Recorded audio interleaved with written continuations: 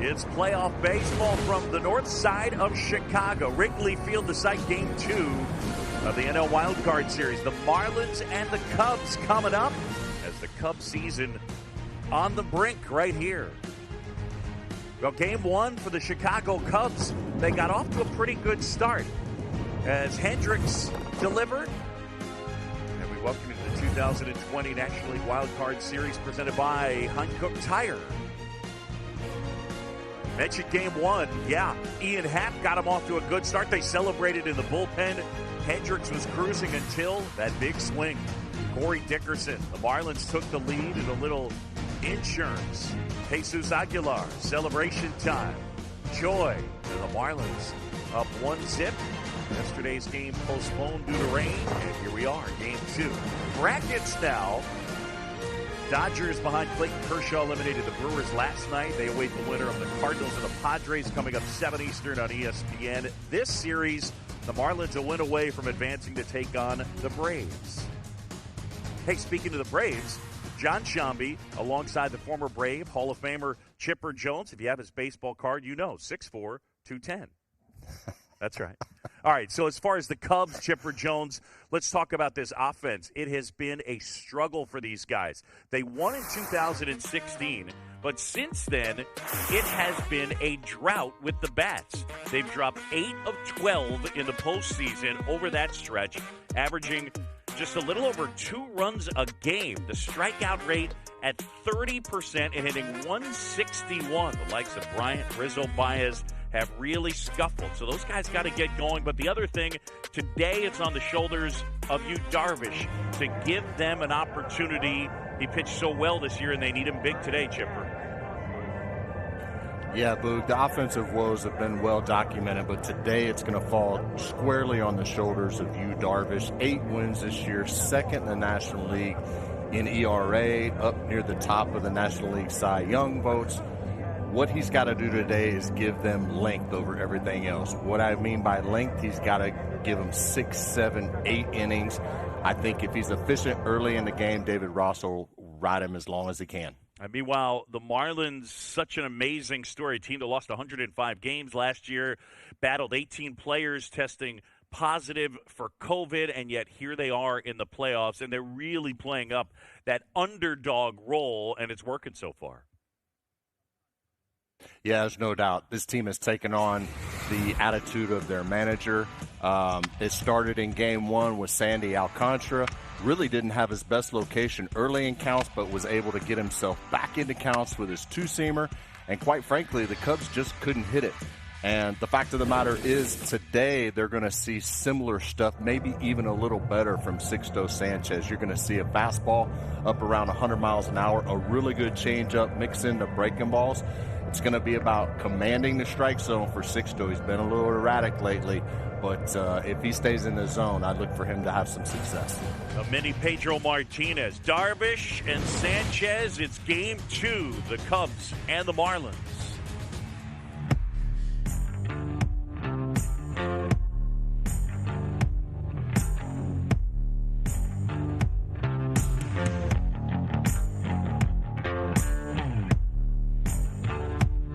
Card Series is presented by Hankook Tire.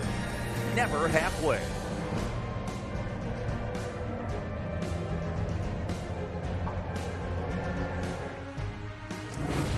All right, T-Mobile is your ticket to the game. Let's dig into today's key game insights for the fans at home. Chipper Jones, Marlins need to be aggressive on the bases. Had a couple of steals yesterday. And for the Cubs, we mentioned since 2016 the offensive struggles. Specific to Baez, Bryant, and Rizzo, it is 146 over that stretch.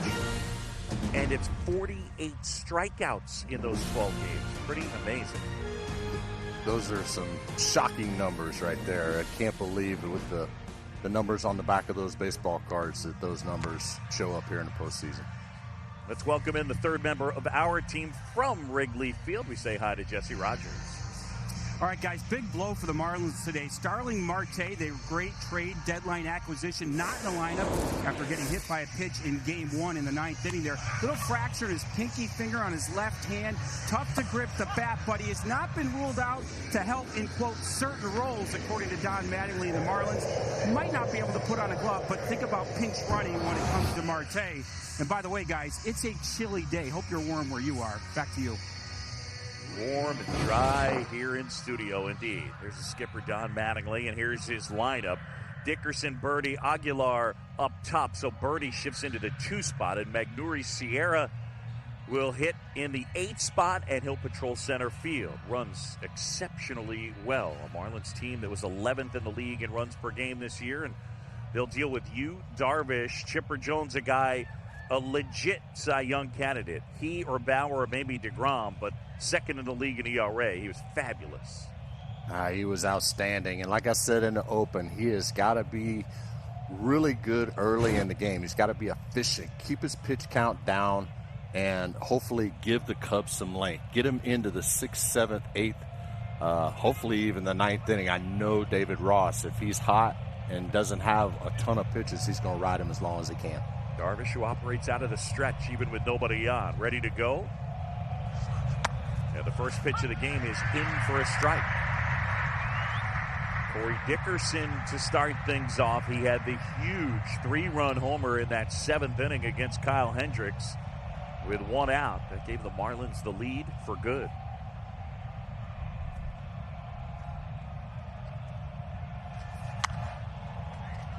Dickerson pops that one up and out of play. A monstrous repertoire for Yu Darvish, but the pitch that you really focus on is the cut fastball. He throws the cutter over 44% of the time. Among starters, you won't see many, if any, throw it more frequently, but he's got the cutter, the four-seamer, a slider, a curve, a sinker, and a split.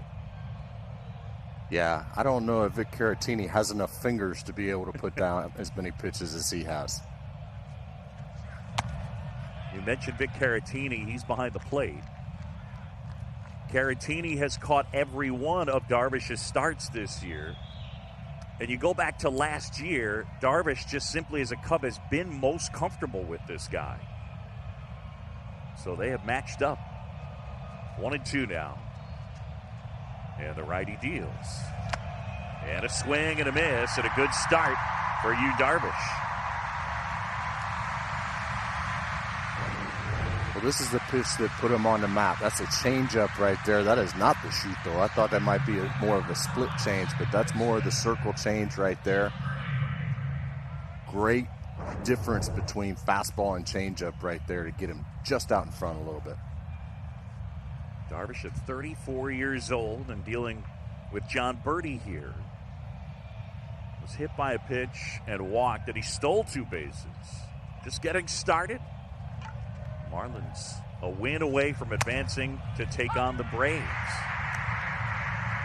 I think this is a guy that Darvish really needs to pay attention to. He is very fast and very efficient at stealing bases. This is a guy, if he gets on base against Darvish, could put some serious pressure on him throughout the game.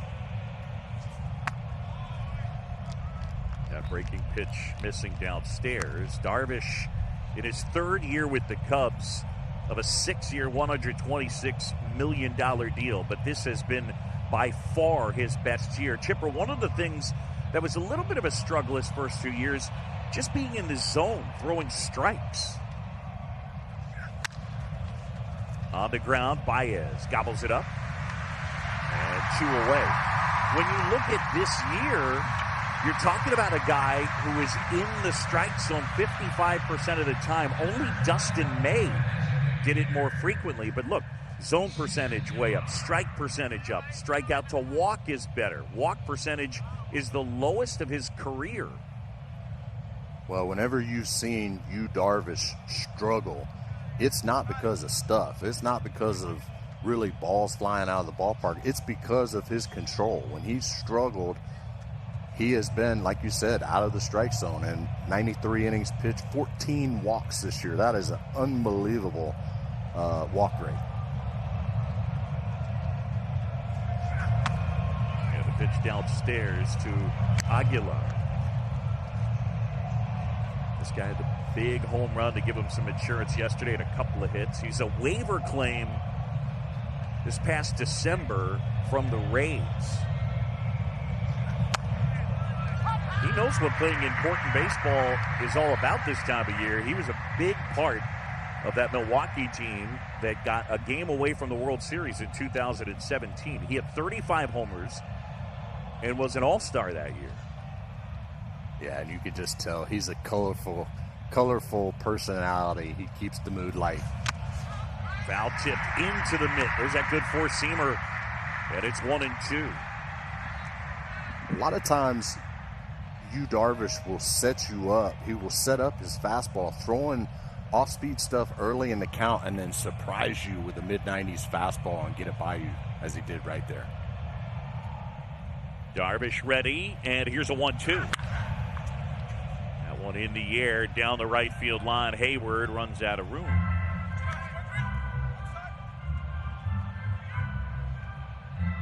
We'll talk about the elements as we go on. The wind blowing out of a little bit different direction today. Not a cloud in the sky, so pop-ups could be a bit of a struggle. And we could have a race to 7 innings, guys, with these shadows as bad as they are here at Wrigley Field. So, again, the wind from left to right, but not really out to right, across. 1-2.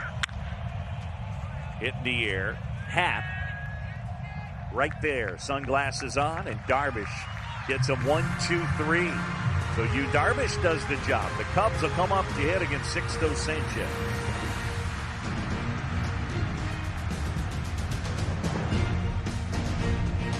And Wrigley Field, yes, Murphy's bleachers, never been there. We go bottom of the first.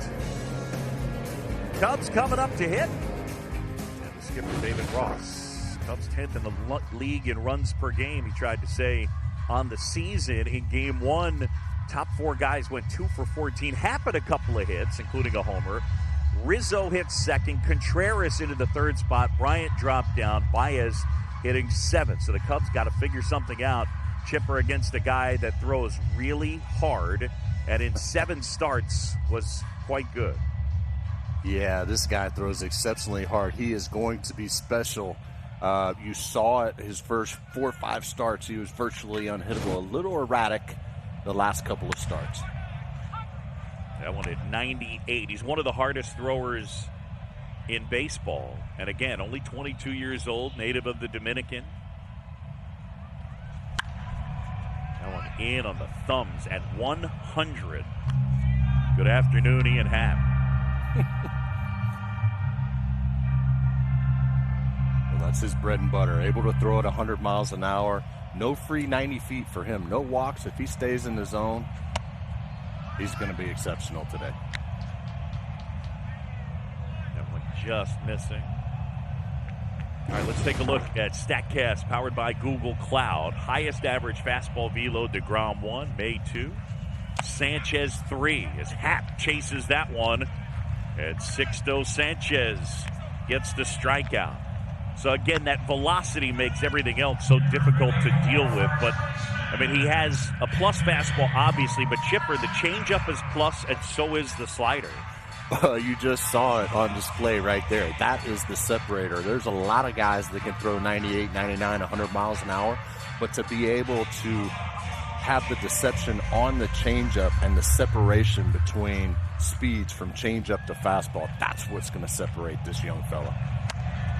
First one to Rizzo, misses inside. Anthony Rizzo, see, he hit just 222 this year, 11 homers, and was 0 for in game 1. Guy who grew up a Marlins fan, big Gary Sheffield fan.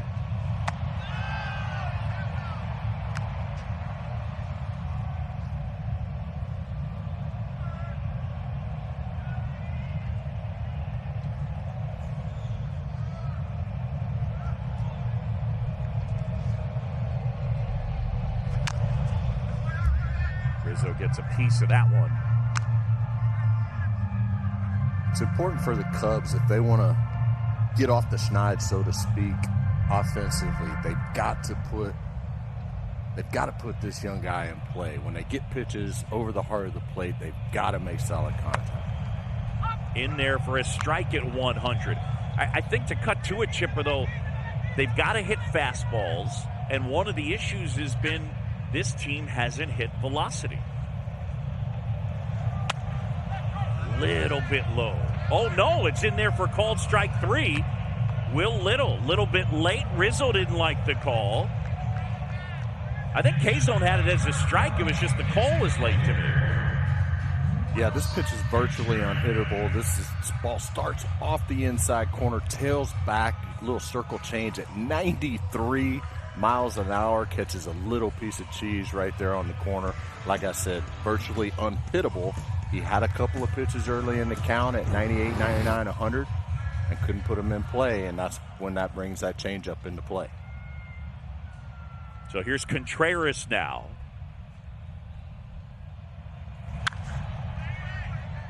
So here's what I was talking about in terms of the issue that the Cubs have had against pitches 95 and above. 195 was the batting average, worst in the majors. League average 242. And in game 1, 2 for 19 against those.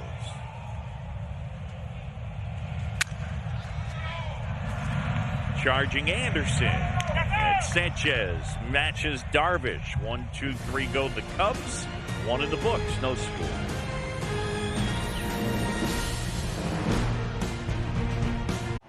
Guys at the top of the list, the Cubs, Yu Darvish, a 2.01 ERA, ranked second. Jacob deGrom has won it the last 2 years. From the Brewers, Corbin Burns, sensational. Finished the year on the IL. And maybe the leading contender, this guy, Trevor Bauer, a 1.73 ERA.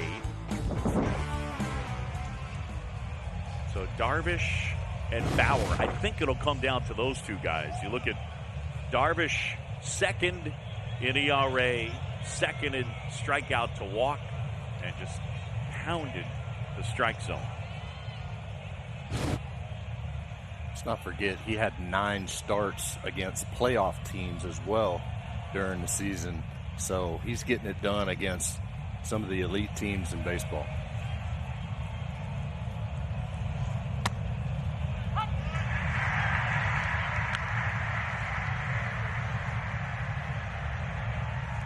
Breaking ball for a strike to Brian Anderson. Anderson led the Marlins in homers. He's one of their homegrown players. 3rd round out of Arkansas in 2014. The 0-1. And it's fouled back. 3 homegrown, 17 via trade, 6 free agent, 2 waivers. Mike Hill's done a nice job putting this roster back together after the departures of guys like Yelich and Ozuna and Stanton and Real Muto. Really is amazing this team is where they are today. And the 0-2. Pop foul.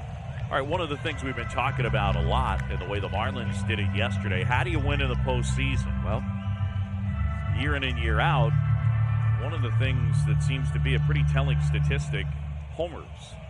The win percentage of teams that hit more homers than your opponents. So far in the postseason, you out-homer the other side, you're 10-0. Last year, it was 27-6 in the playoffs. Good luck stringing hits together.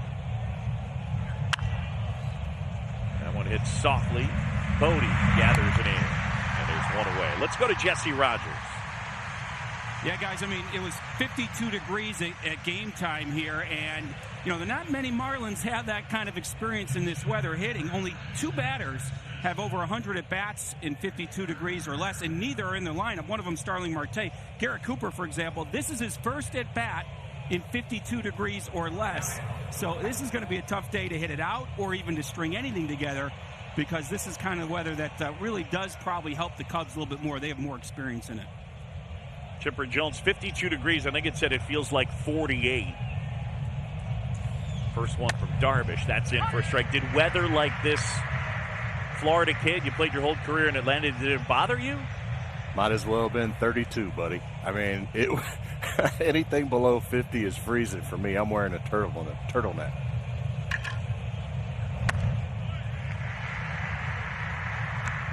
Now, obviously, growing up in Florida, a lot of heat, a lot of humidity, used to playing in short sleeves. Now you get all bundled up, and, it's a little harder to get loose. Obviously, when you're facing velocity, 95, 100 miles an hour, tough to get out in front of those pitches. The 0-2. Right there, got him looking, and Darvish razor sharp going. This is what we were talking about early, where he sets you up with off-speed stuff early in the count and then almost surprises you. He doesn't even have to locate it. He throws it right down the middle, 95 miles an hour. Batter's looking for something else, though. So Cooper gone. Darvish has struck out a couple, and he is just peppering the strike zone, as you see right there. And that is a carryover from what we've seen so far from the regular season. Here's the veteran Matt Joyce.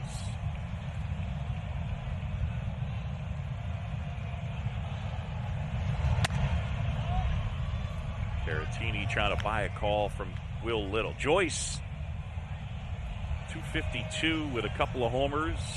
Veteran guy, 36 years old. Been with the Tigers, the Rays, Angels, Pirates, A's, and Braves. And Darvish misses away, now 2-0. Yeah, Matty Joyce, just a pleasure to have on the ball club. I know the guys here in Atlanta loved him when he was here. Guy, experienced back, coming off the bench. Can go out and spell an outfielder out and be your fourth outfielder, but he's getting a chance to start quite a bit here in Miami. The shift is on. And that one is in for a strike. Good slider there. You cannot sit on fastball against Yu Darvish. I think this is a situation where these Miami hitters need to go up and maybe look off speed early in counts, and then when he gets ahead in the count, gets you to 2-strike, maybe that's when you sit on fastball. That's a little bit low. One of the things he did push back on was pace. And at least to me, I think that pace and throwing strikes go together. When he's not throwing strikes, the slow pace is a problem. When he's throwing strikes, the slow pace isn't as much of a problem. This year for David Ross and Tommy Hotovy, it hasn't been as big a deal. He wants to work slower. That clips the corner. Good pitch. How do you like that? I mean, if you baseball in 2020, that's it right there. The old 3-1 slider. And he threw a 2-0 breaking ball as well. So he's telling you how he's going to work you right now, at least the first time through. He wants to get ahead of you with the slow stuff and then put you away with the hard stuff. 3-2 now. Darvish ready and deals. Off the inside edge. And he walked him. So Yu Darvish, who walked only 14 in 76 innings during the regular year. This is a really good pitch right here. I don't know how you take this pitch as a hitter so close. Just misses off the inside corner. Great AB by a veteran hitter in Matt Joyce right there. Did not see, I don't think, one single fastball in that exchange. He was able to coax a walk against Kyle Hendricks as well. So a good AB there. And now here is Miguel Rojas. Rojas, their shortstop, 31 years old. And he is their leader on and off the field. And there's a slider for a strike. Well, if you're going to walk somebody in this lineup, it's probably Matt Joyce. Any other guy in this lineup will probably be trying to attempt a stolen base, especially with 2 outs.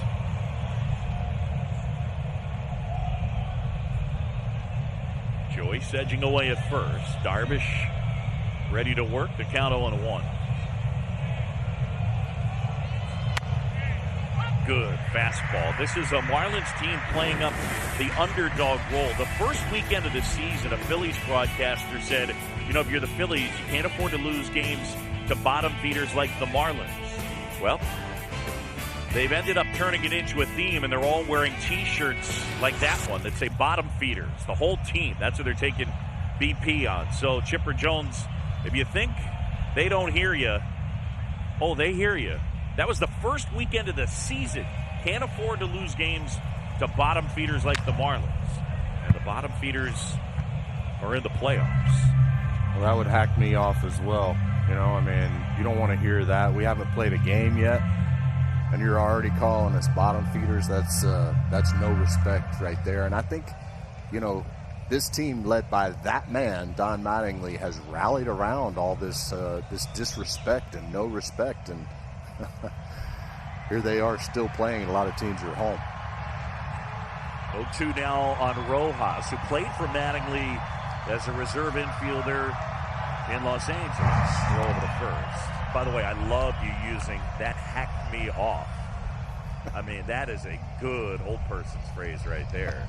Tell you, nothing hacks me off more. Love you, buddy. Coach Shambi, the Hall of Famer Chipper Jones. Top of the second. Marlins trying to win and advance and play the Braves. Cubs trying to save their season. Darvish deals. Too low.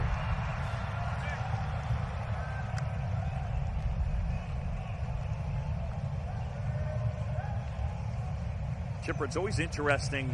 Again, in a postseason, teams can play outside their profile. You know what I mean by that? That you play the whole year and you feature certain things, but you know, this is a Marlins team that is leaned towards more aggressive at the plate, and I would say yesterday they didn't really show that tendency, and so far today they haven't either. On the ground, and that's Bodie spinning, throwing, and out at first. Darvish pitches around the walk. Schwarber, Bryant, and Hayward coming up. 2020 National League Wild Card Series presented by Hankook Tire. We go to the home half of the second. No score. The 22-year-old from the Dominican, Sixto Sanchez, earlier this summer lost his grandmother to coronavirus. And right before he took the mound, Pura Maria is her name, drawing her name in the dirt.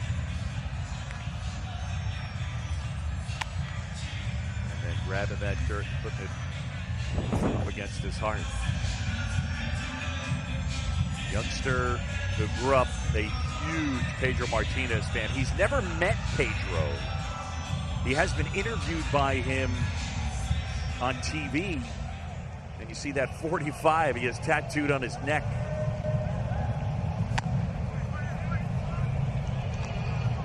So he wears 73 this year, Chipper. He said next year he is going to wear 45. Pedro's his guy. Big swing and a miss. 99 and it's 0-2. Pedro's a lot of people's guy. I know, right? The Dominican, and you can, you know, having faced Pedro many a time back in his heyday, you can see why. Pedro said he's like a mini me with better stuff. Yeah, I actually think he throws harder. I would give Pedro the nod on the changeup at this point in his career. But like I said, this kid is going to be special. Coming over from Philly in the JT Realmuto trade, you can certainly see why the Marlins were so high and had to have this prospect in that trade. Now, when you look at his numbers, his first 5 starts, a 1.69 ERA. His last 2 of the year, 7 innings, 9 earned. And what changed there is that it was the Braves and the Nationals in those 2 starts, 2 teams getting a second look at him. The first 5, everybody was seeing him for the first time. Swing and a miss, 100, or a hundy, as the kids might say. One down. Yeah. You're always going to give the nod to the pitcher the first time around. This is the first time the Cubs are seeing him as well.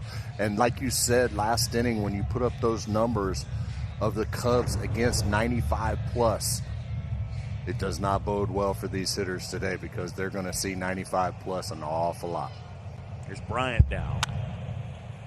And that one in the air down the right side, but slicing off out of play. Chris Bryant, a couple of strikeouts in game 1. Sandy Alcantara was outstanding. So here's a guy who's a former Rookie of the Year in 15, MVP in 16. He had 4 homers and 11 RBIs. Back up the middle, but right there is Birdie.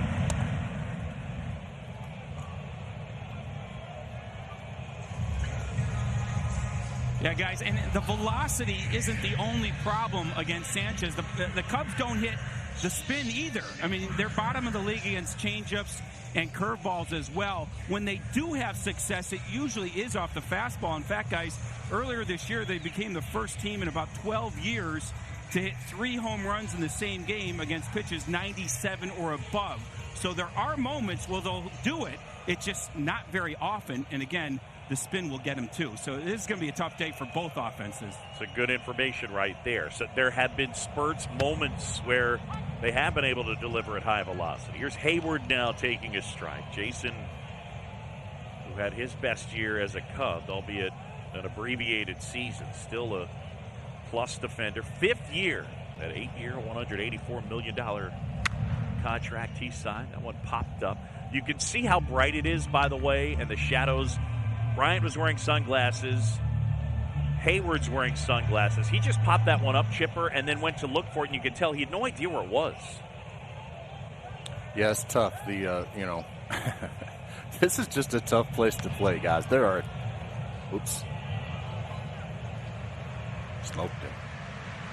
101, and Jason Hayward will wear that one. This is just one that got away right here. Certainly, if you're Jason Hayward, you don't want to feel 101 in the thigh or the rear end. Doesn't feel good. But he was 0-2 in the count, so I think he'll take being on base.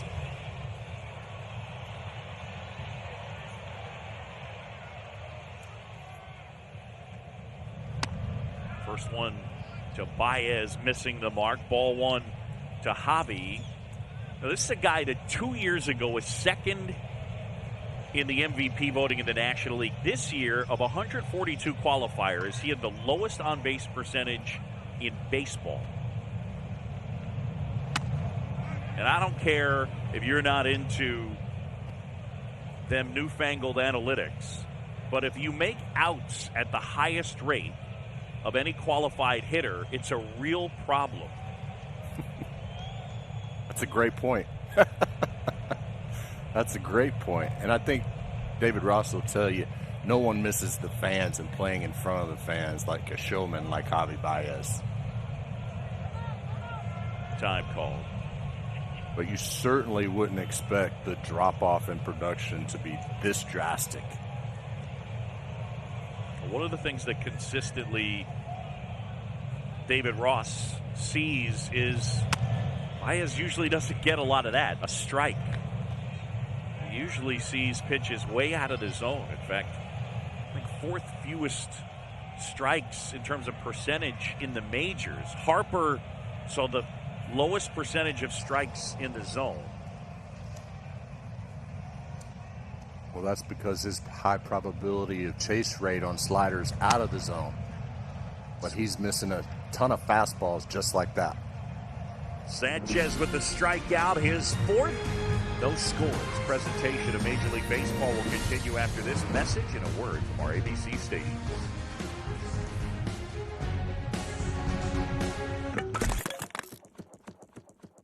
Welcome back. And from Wrigley Field in Chicago, Cubs and Marlins as we go to the 3rd. We welcome in Marlins pitching coach Mel Stottlemyre. All right, Mel, so as far as Sixto Sanchez here in the early going, what are your thoughts on what you've seen? Well, I like what I'm seeing. Obviously, our game plan was to get him to attack with his fastball in the zone, and it's pretty special today. He was really good when he first came up, attacking with the heater a little bit, and then he got away from it. So kind of good to see him back in the zone. I think all his stuff plays off his fastball when he's in good counts. Mel, any concern?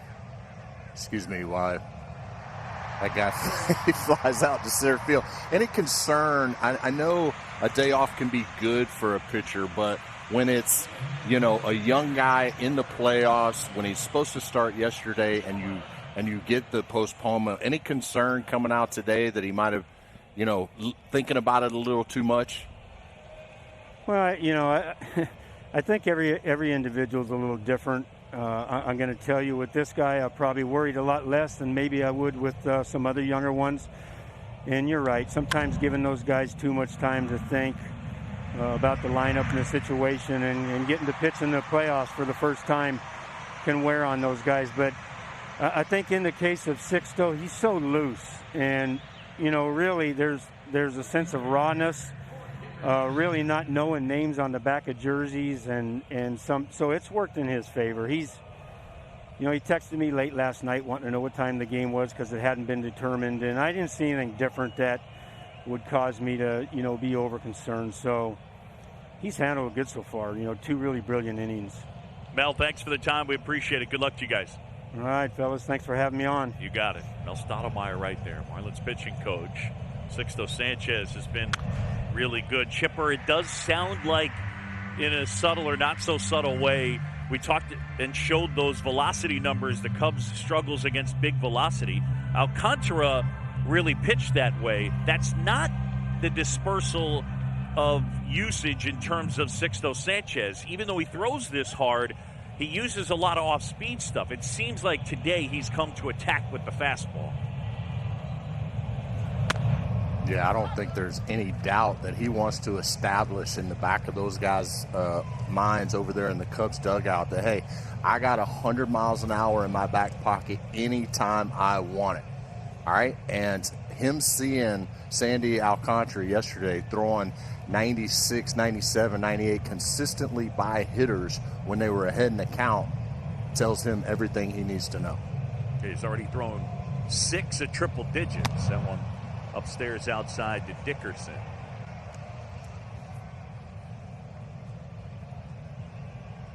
Yu Darvish, the only hiccup, the walk. He was just pointing to his head. I'm not sure what that was.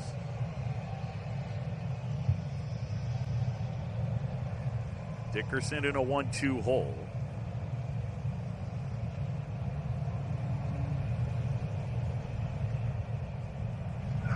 And a swing and a miss. 96 with that heater. 3 strikeouts for Darvish.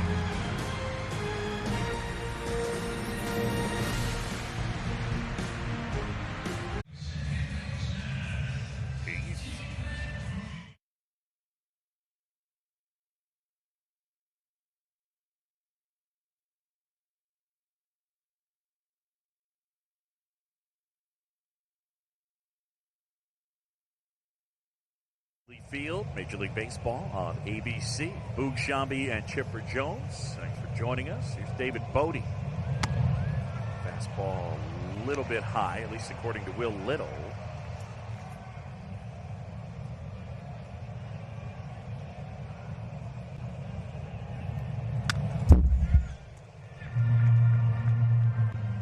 David Bodie here, this guy,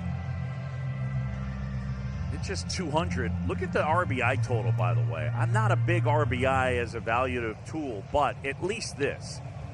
The answer to the question, who led the Cubs in RBIs this year? David Bodie. Yeah, and he only played in 45 games, so to say that he provided a spark to an offense that needed a spark provided to it, David Bodie was that guy. To be honest with you, I was surprised he wasn't in the lineup yesterday. High above Wrigley Field. Here's a 1-2. Up and in. Bodie, a guy that could play second, third, could even play short. Grew up in the greater Denver area. 18th round pick, 2012. He hits the ball hard. The Chipper, this year they cut the draft to 5 rounds, and just can't help but wonder going forward if you cut the draft to 5 rounds. I don't know. Do guys like this get lost? Well, I don't think there's any question that guys like this are going to get lost. It's going to make it that much tougher for them to get seen, looked at, drafted into the minor leagues, up through the minor leagues, and then in a big league job. That was a changeup. Wow, did get a piece of the plate. Will Little has missed a couple on that edge, that corner. And right there, triple digits, strikeout number 5 for Sixto.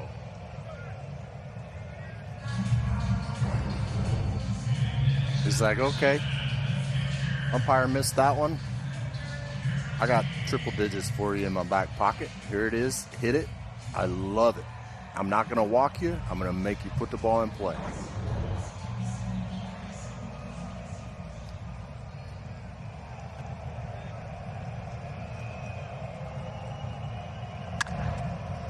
On the ground, Rojas gobbles it up. Get your ice cold Bud Light, Seltzer here. I'll take 2. Coming right up. Well, they're not stadium stairs, but they'll still give me that stadium stair rush. What's the score up there? Still time. Ooh. 2 down, top of the order now, and it's Ian Happ who struck out his first time. John Sciambi and the Hall of Famer Chipper Jones. It is game 2. Cubs trying to stave off elimination. This guy was the Cubs' best hitter this year. Former first-round pick. And turned into a podcaster. They had the compound. After everybody was quarantined, he and Dakota Meckes and who else? Zach Short and Nico Horner, they all holed up in Arizona. Big place to train while they waited it out, and they decided to put a podcast together that they called The Compound. It's still going. And they had their postseason preview that dropped on Tuesday night. 31 episodes already. Well, if the baseball thing doesn't work out, they got something to fall back on. No doubt. I think the baseball thing's working out pretty good for at least a few of them. No doubt. In the air, and a base hit to left field. He got enough of it at 99. First hit for the Cubs. Well, Sixto Sanchez up to this point impressive, establishing his fastball on both sides of the plate. There you see inside to the glove side, the first 2 to the arm side, also able to elevate it. And then sometimes it doesn't even matter. That's what 99 or 100 miles an hour affords you the ability to do. Make some mistakes and get away with them. He gets away with mistakes in the middle of the plate because of that velo. He's thrown 11 pitches, 100 plus. As Rizzo swings and misses. And see, that's a swing and a miss right there by Riz. But I love the approach. Okay, this guy's shown me that he's gonna throw at 99, 100 miles an hour. I got to get it started a little early. Like to see him get his foot down just a hair earlier, take a little off of that swing, and he's going to center one. One of the things, Chipper, interesting, when Anthony Rizzo is facing a normal pitcher, anything other than 2 strikes, he's got his hand wrapped around the bottom of the bat. Once it gets to 2 strikes, he chokes up. There's only 1 strike, and he just used that same grip for the first pitch. Strike 2. So that tells you, at least in terms of Rizzo, yeah, it's almost a 2-strike approach, at least in terms of handling the bat. Get it started. That's the grip he goes to. And look at it. He's climbing up even more. Time call. Well, and twice in the first 2 at-bats, Sanchez has front-doored a changeup at 90 miles an hour that starts at his front hip and tails back over the inside corner. Left field, Dickerson. 2-handed grab. And Sanchez pitches around the 2-out single.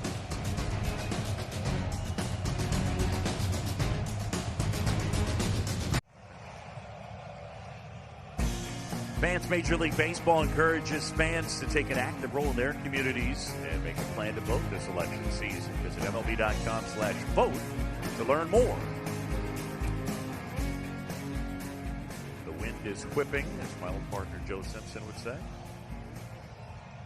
As we go to inning number 4. Yu Darvish has been awesome.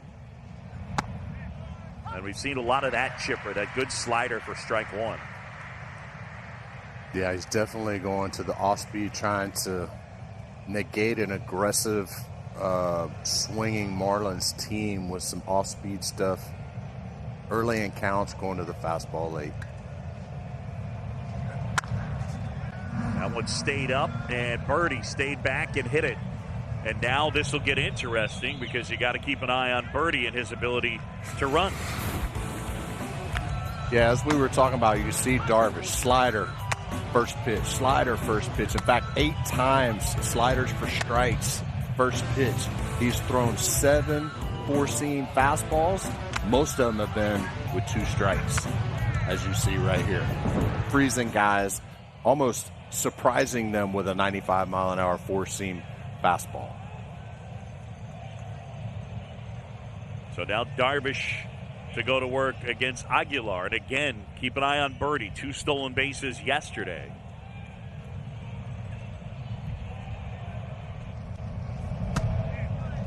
Marlins were second in the majors with 51 stolen bases this year.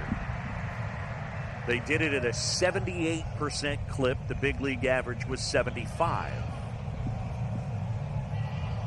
One of my notes on Darvish coming into this game was he's got to do what he just did the last 30 seconds. He's got a quick pitch to home plate. He's got to pick.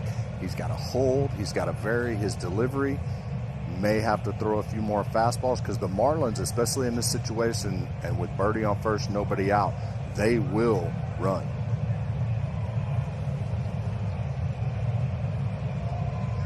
And again, we fixate on what Don Mattingly is looking to play, and they did have 2 steals yesterday, but they scored 5 runs, and all 5 runs came on homers yesterday. So, I mean, again, you got to put pressure, and we'll see, as you mentioned, sometimes the threat to run will impact the pitcher in terms of the quality of pitch he delivers, right? That's exactly right. It's not necessarily that they're stealing bases, but the threat of a stolen base could lead to a mistake that he throws over the plate to a guy who can hit the ball out of the ballpark, as you saw yesterday. Trey Hillman checking his stopwatch.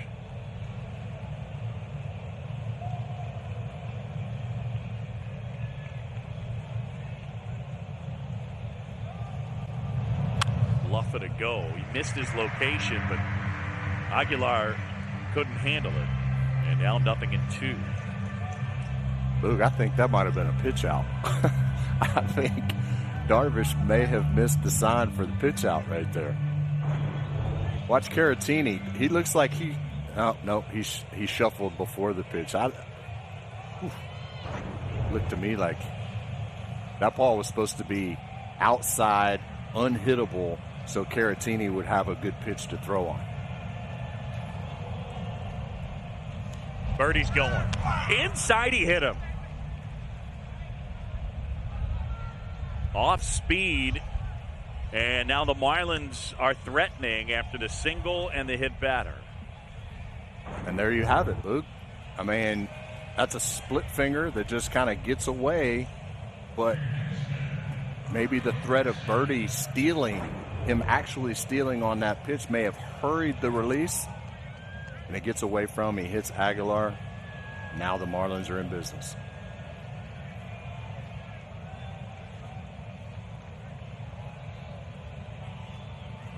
So first and second, nobody out as Darvish ties his shoe. Just taking some time. Here's a dangerous hitter in Brian Anderson. Anderson who grounded out his first time. 0 for 6 so far in the series. Marlins trying to win and advance. On the ground, Baez, Bodie, Rizzo, 6-4-3. And let's send it to John Brickley in the studio. Thank you, Boog. Time for today's Wild Card Roundup, brought to you by Coors Light. Last night, the Padres forcing a Game 3 versus the Cardinals. Fernando Tatis Jr. with 2 home runs. Will Myers had 2 home runs. First pair of teammates to do that since Ruth and Gehrig in the 1932 World Series. Game 3, 7 Eastern on ESPN. Look forward to that. Should be entertaining. Tatis and company delivering yesterday. Birdie at third, so first run of the game 90 feet away. And ball one with a slider.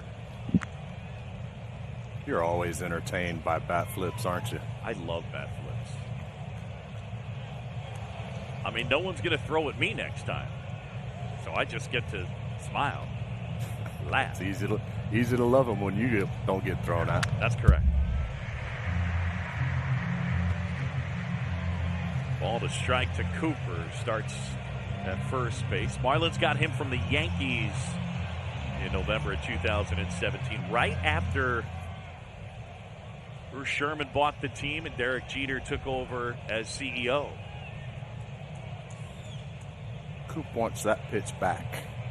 He knows he got a mistake slider over the middle and he just missed it. Darvish the 1-1. Painting the outside edge at 95. For the Marlins, by the way, and I'm not implying this is a repeatable skill, but 46.4% of their runs with 2 outs during the regular year, that led the majors. So for whatever reason, Don Mattingly's team, when there were 2 outs, they were able to come up with run-scoring plays. Birdie's at third. There's no substitute for the clutch gene. I can promise you that.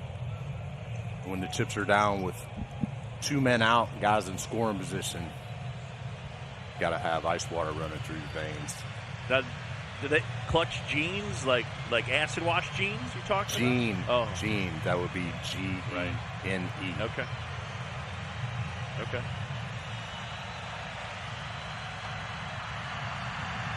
Here's a 2-2. Popped in the air. Hayward down there. Rizzo as well. And all run out of room. You know what they should do is they should just let all the balls stay there. And when we're finally safe, they should have like a scavenger hunt. And everybody can just go and let a group of kids into the ballpark and go find baseballs. Yeah. Little Easter egg hunt. Yeah. I lived on a golf course, and people used to hit golf balls into my backyard all the time. And about once every 10 days, 2 weeks, I would turn all my kids loose. And whoever found the most golf balls, I give $5 to. kept the yard clean. I love it. Swing and a miss. Got him with the slider. Darvish fired up. He has looked sharp. Still no score as we head to the bottom of the fourth.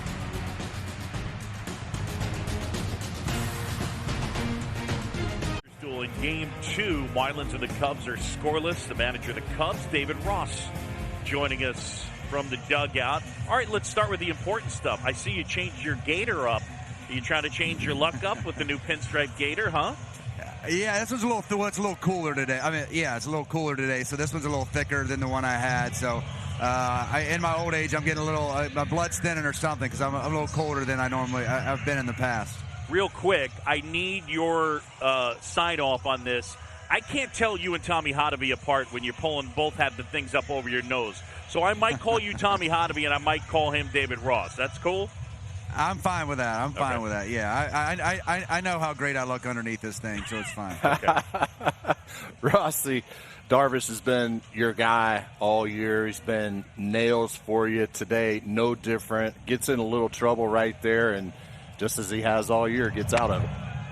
Yeah, he's done a good job, man. We trust our starters have been great for us all year, and obviously one of the best pitchers in the league this year. So he's pitched out of jams. That ground ball, that's a big ground ball, double play there, turn there, and then getting the punch out there at the end on Cooper in the middle of their lineup. That's a nice little pick-me-up. Sanchez is a guy with big velocity, but he normally throws a lot of different stuff in the mix. It seems like he's coming at you guys with fastballs. Is the mode, let's attack a fastball? Yeah, well, I think that's what we've been trying to get on the fastball. Our numbers aren't great this year on the heater, and this guy's got a big one. So just trying to stay true to who we are. We got to get on that heater. I mean, it's running up there pretty hard. But, we know how hard that is. It's hard to hit it when it was, 91, much less 99 to 100. So I see some better swings there. They're starting to get a little more comfortable. First time you face a guy, too, it takes a minute. See what his ball does, see where it moves, all those things. Hitting's hard. David, thank you. Yeah, good to talk to you guys. David Ross, first-year skipper of the Cubs. I love his last comment. I Hitting's love it. hard. Hitting is hard. Yeah. He, of all people, would know. The 3-1.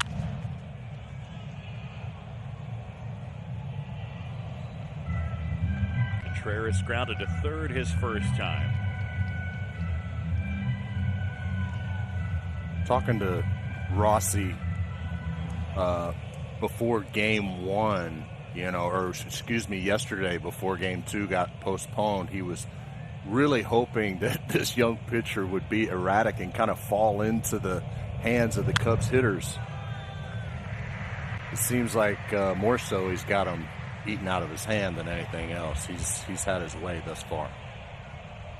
Throwing a ton of strikes and a ton of fastballs here in the early going. I mean, David Ross alluded to it. I mean, we touched on it at the top. The Cubs last in the majors in batting average. Not that batting average is the ultimate indicator, because obviously on base, slug are the important ones that correlate with run scoring, but batting average gives you a baseline. They were last against 95 and above, and he's just getting after the fastballs right now.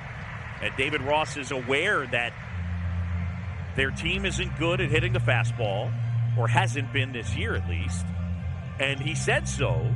And it seems like Sixto Sanchez is pretty clearly coming after them with a higher percentage of fastballs than what he's done this year. Well, why wouldn't you? I mean, that makes perfect sense. You're seeing a really good at-bat right here by Wilson Contreras. Both of these pitchers have been very efficient up until this point. Really like to, if you're a Cub fan, you'd like to see these hitters kind of get Sixto's pitch count up. Another good job of fouling off another tough pitch. Well, to your point about Sixto, guys, I spoke with someone with the Marlins yesterday, and I said, what can we expect out of this kid? It's been 9 days since he last pitched, and this person told me, well, look, if it was 2 weeks ago, I would have said 7 shutout easily. Right now, a little unsure. He'd given up, 9 runs in his last 7 innings pitched, and then again, that was 9 days ago, but we're seeing him on his game right now, and that 100-mile fastball, 100-mile-per-hour fastball is every bit of that number, because watching from the side here and behind the Cubs dugout, it is really getting up on these hitters. Here comes pitch number 9. Good job by Contreras, and he urges on the dugout. Folks, the MLB app is the one place to get everything for your favorite team's chase to the pennant, including video highlights, pitch tracking, and much more. Download the MLB app today for the postseason in your pocket.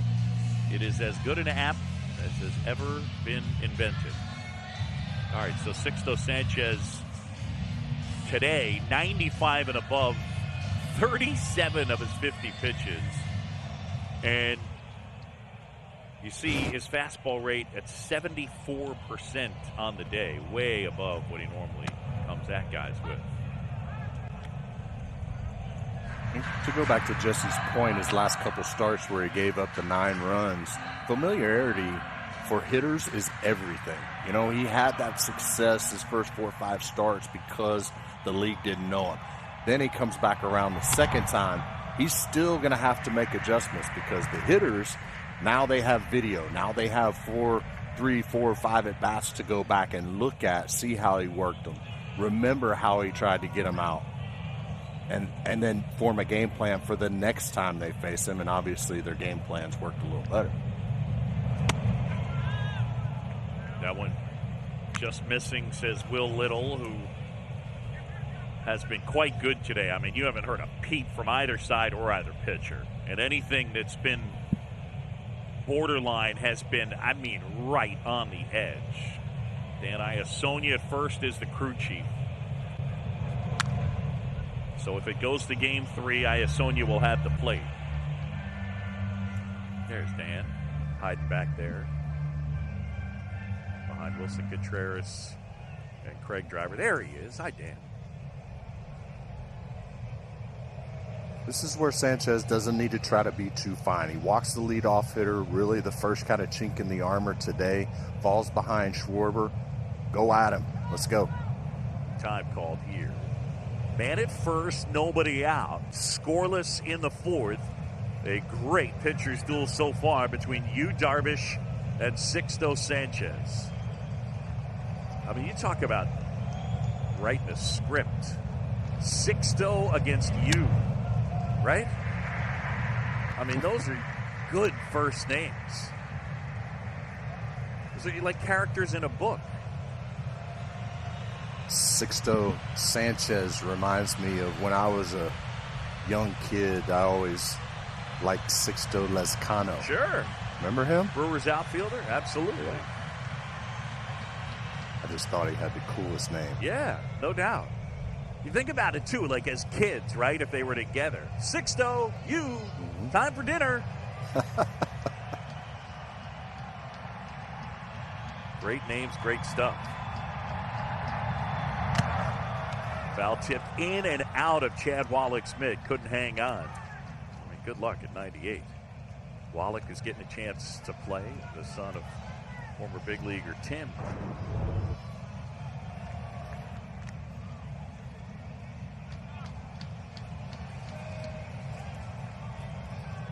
Couldn't quite squeeze it.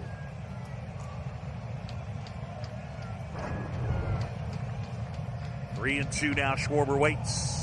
And it's ball four. A pair of really good at-bats from the Cubs.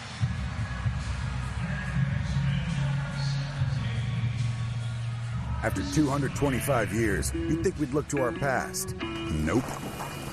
We're looking to our future, where we're innovating every day to raise Jim Beam for 225 years to come. Del Stottlemyre Jr. out to the mound. Rojas joining the conversation along with Wallach and Sanchez. Yu Darvish got in a little trouble in the top half of the fourth. First and second, nobody on. Now Sanchez in his own bit of trouble here in the bottom of the fourth. Walks the first two guys. This is a little bit of the erratic style that we saw in his last couple starts. The walks got him in trouble. Let's see if he can pitch his way out of it. Darvish has been more efficient. Bryant here. And a little bit low. Ball one. Chris grounded out his first time. They used him in the leadoff spot to begin the year. He battled through injuries, only played 34 games. The leadoff spot was such a tough position for them last year. 2 on, nobody out. Inside, and now it's 2-0.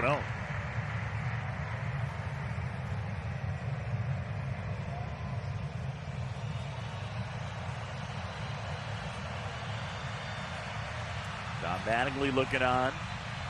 His team up 1-0 in this best 2 out of 3 wild card series. Sanchez. Swing and a liner caught. Back to second, and they don't double him off. Bryant reaching there and lines out. Oh, man, this is such a good job of base running by Wilson Contreras. This ball had double play written all over it, especially with this day and age's, shifts and whatnot. They don't play a shift, play it traditional. Good job getting back right there. And Sixto Sanchez is 1 out closer to getting out of this. And for the Cubs last year, base running was a real problem. Ran into a ton of outs on the bases. It's been improved this season. Here's Hayward now 1 down. Cubs trying to strike first. Jason hit by a pitch his first time.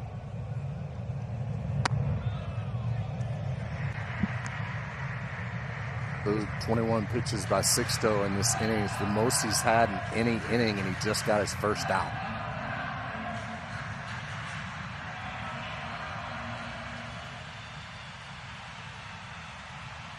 Sanchez, a guy who will get ground balls, looking for one here. Contreras at second, Schwarber at first. there's a strike. And Hayward is saying he thinks that one is up.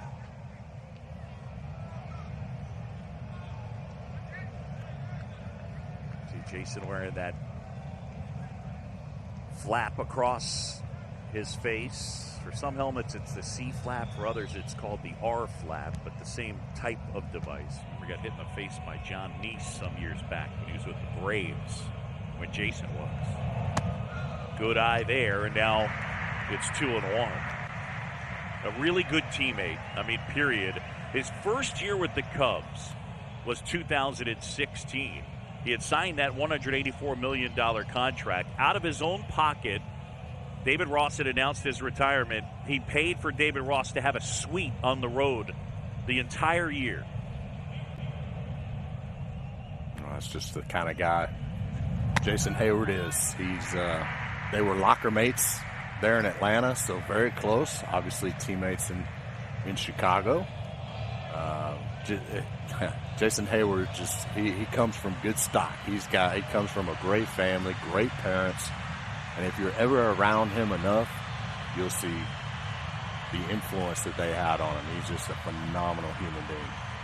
I read a quote sometime. I've never actually asked his dad this, but he didn't play football as a kid. And when his dad was asked, the quote was, "It wasn't a democracy. I didn't want him to play football." Broke his bat, base hit right field. Contreras to the plate on a bounce. Out at the plate. Contreras got a late start, a broken bat single, and Matt Joyce comes up throwing. Wow, what a play right here. Jay Hay breaks his bat in half, gets enough of it, muscles it into right field. I got to think that maybe Contreras didn't get a great jump off of second base because I didn't see this play being this close. But Matt Joyce comes up. 1, 2, 3. Perfect one hop. That's great execution right there. Great tag by Wallach. Really Remains good, scoreless. Nimble job by Wallach. And again, keeping that mask on just in case there's contact. And was able to still apply the tag as Contreras was going wide. Yeah, I'm not sure if he held up or what happened there.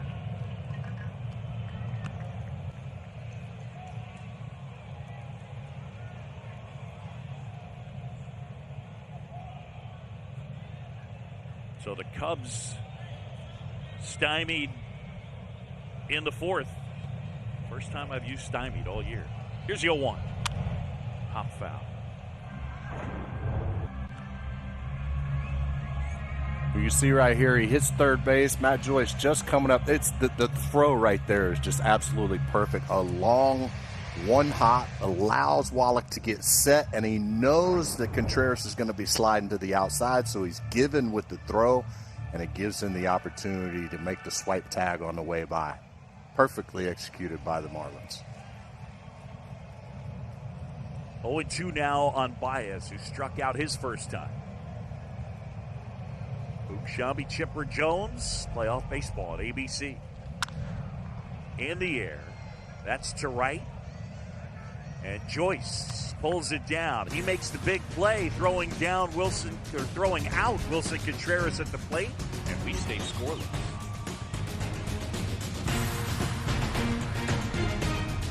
Marlins lead this series 1-0. Matt Joyce with the biggest play of the day. Watch Contreras at second. Holds up. Just that little extra hesitation, Chipper, ends up costing him. And Joyce puts it on the mark. Yeah, and to be honest with you, that's the difference in him being safer out. If he breaks right away, if his instincts tell him that's a base hit, he scores, I think, easily. But because that was a little bit of a looping line drive over the first baseman's head, held up, hesitated, cost the Cubs a 1-0 lead. 0-0. Joyce will walk his first time. Darvish back to work. He's been brilliant.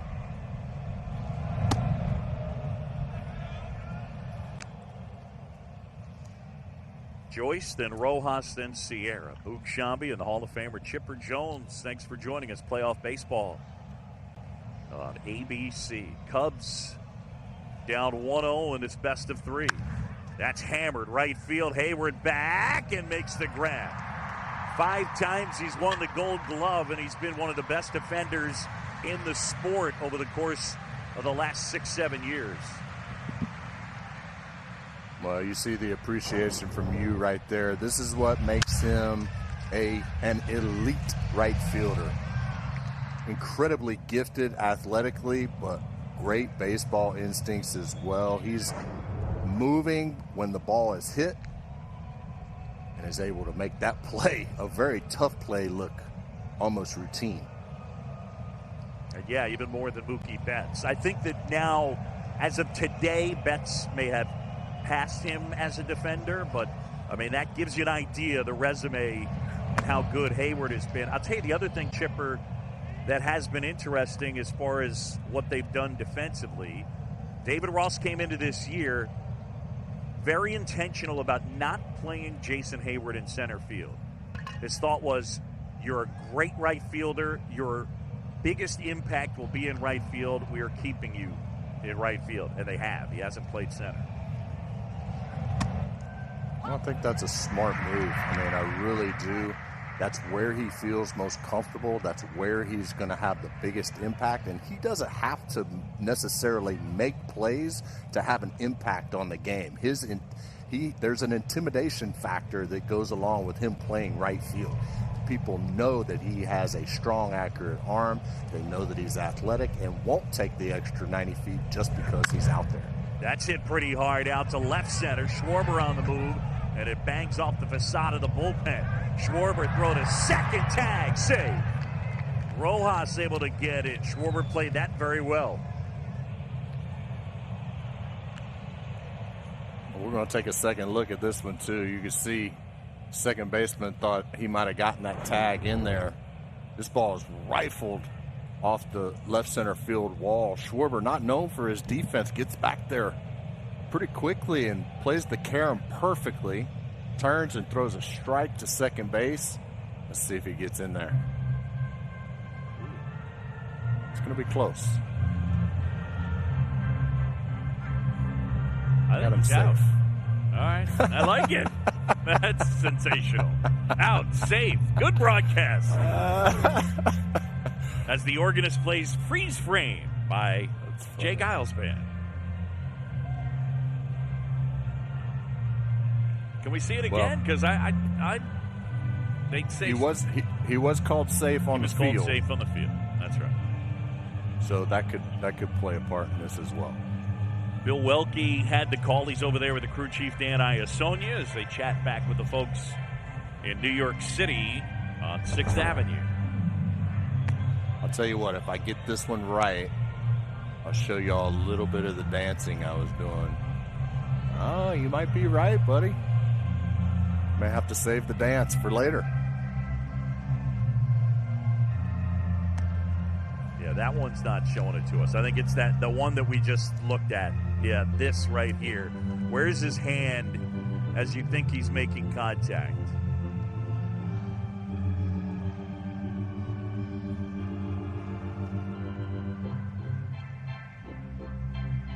I'm not sure. Maybe they got a better TV at MLB than what I'm rocking here in Bristol. But what do you have, fellas? Out. Wow. And Rojas retired. And the challenge works. Nice play by Kyle Schwarber. Chipper Jones, that is good stuff by the left fielder, a guy who was maligned at times as a defender, and he played that really well. 100%. That play was made, getting himself in position, taking the carom off the wall, but him getting himself into position to make that strong throw to second base is the difference in safe and out. And remember, guys, just a couple weeks ago that Schwarber was pulled in the middle of a game for dogging it out in left field from his good friend David Ross. He said, that's it. Come on in, after over pursuing a ball and then turning a double into a triple. And that run eventually scored. And Yu Darvish was on the mound, a guy going for the Cy Young, added an earned run to him. So that was quite a move by Ross, something that, you know, we kind of expected he'd have that edge and that ability to pull a guy like that, but we didn't see it until just recently. So 2 down, and the 0-2. Check swing, did he go? No swing, says Dan Bellino.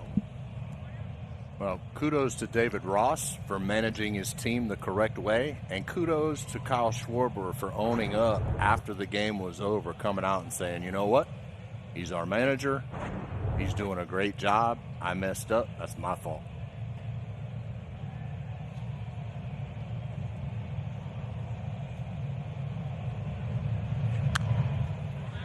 I don't know about for you, but the one thing that got brought up a lot, and obviously I worked with David the last 3 years, you were teammates with him. But people talked about the idea of could David Ross tell the truth or air out guys who had been his teammates, but specifically who he was friends with and still is friends with. For me, the answer was absolutely. Absolutely. It's just the way he is. And he's also got the ability to tell you, this is how I feel about it, too. He's not going to be a jerk about it, but if he thinks you're not doing it correctly, he will tell you.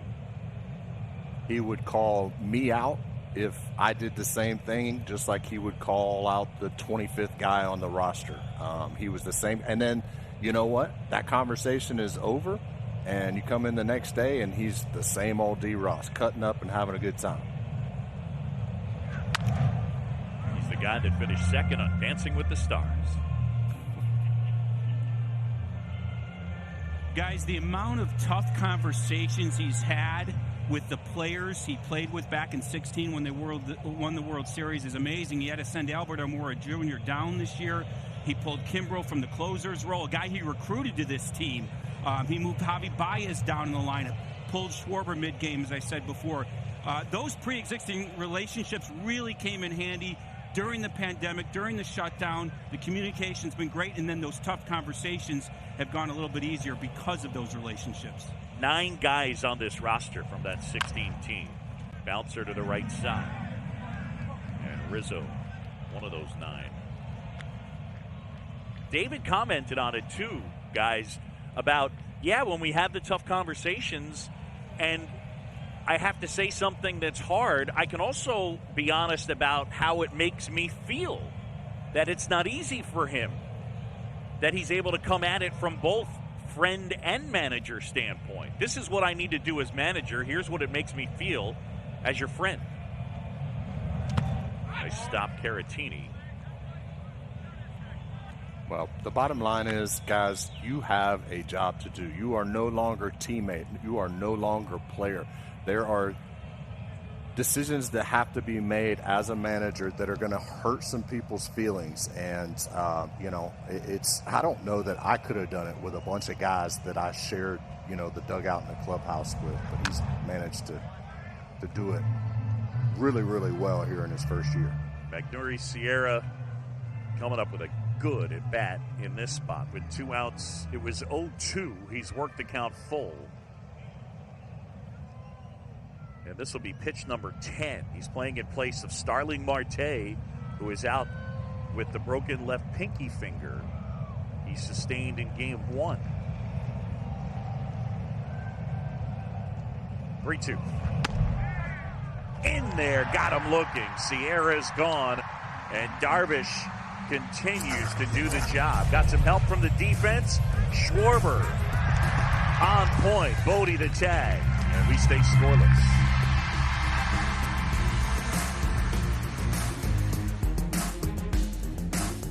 So our look at the postseason. And how about our bracket? Dodgers and the Brewers last night. Dodgers eliminating Milwaukee behind Clayton Kershaw, and they await the winner of the game tonight between the Cardinals and the Padres. This one, the winner of this series will take on the Atlanta Braves. And right there you see rooftops across from Wrigley, socially distanced. distance. That's the only way you can see the game in person, quote unquote. That's far, far away. Have you ever been up on one of those? I was usually playing in the green grass out there in front of them, buddy. Yeah, you were. That's a good point. Wow. I don't know whether you know this, but I played. And you see, they're spaced out, socially distanced. I think we did be open to a broadcast from way out there. Hey, there's our camera. And there's a strike. I would absolutely love to go up there at one point and watch a game. Maybe have a little cocktail and take in a Cubs game. Sure. Be nice up there. You bet. 1-2 to Bodie now. David lifts that one right field. Joyce back. Now in a bit.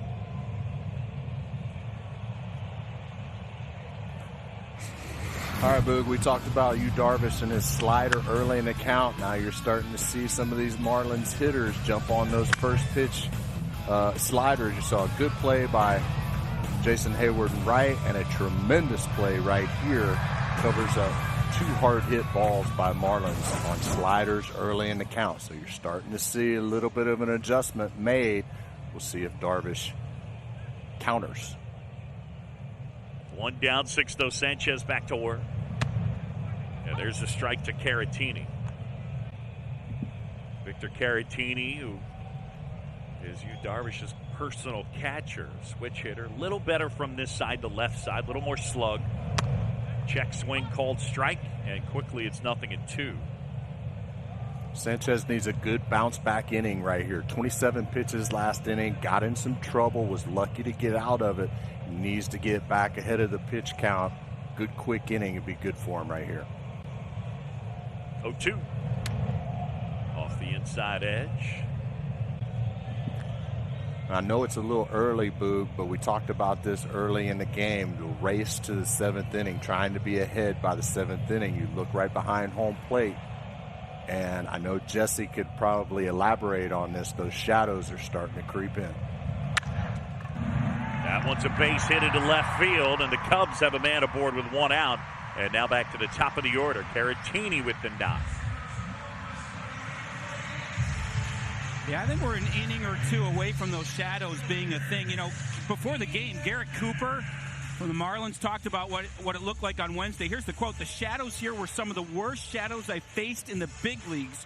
You try to do your best to score some runs before the shadows happen. You're picking up the ball late. It can be pretty scary. Shadows are definitely a big thing here." That's Garrett Cooper just this morning. We've got about an inning or 2 before that's a factor. And Jesse, just to be clear, this time of year, they usually aren't playing 1 o'clock local starts. That's a base hit left field. Almost a mirror image, an instant replay of what Caratini did. And there's 2 on. Jesse, just real quick, they normally are not playing, as we take a look at Hap, but they're normally not playing games at this time of year. That's why the shadows are a little different, right? Right. April, May, June, a 1:20 start. The shadows don't come in until much later in the afternoon, but things change here in the fall. And you're right. If there's a playoff game, it's usually at night. But with 3 straight day games, very few clouds in the sky today, unlike yesterday, it will be a factor today in an inning or 2. So, again, scoring before you get to the 7th or 8th, very important in this game.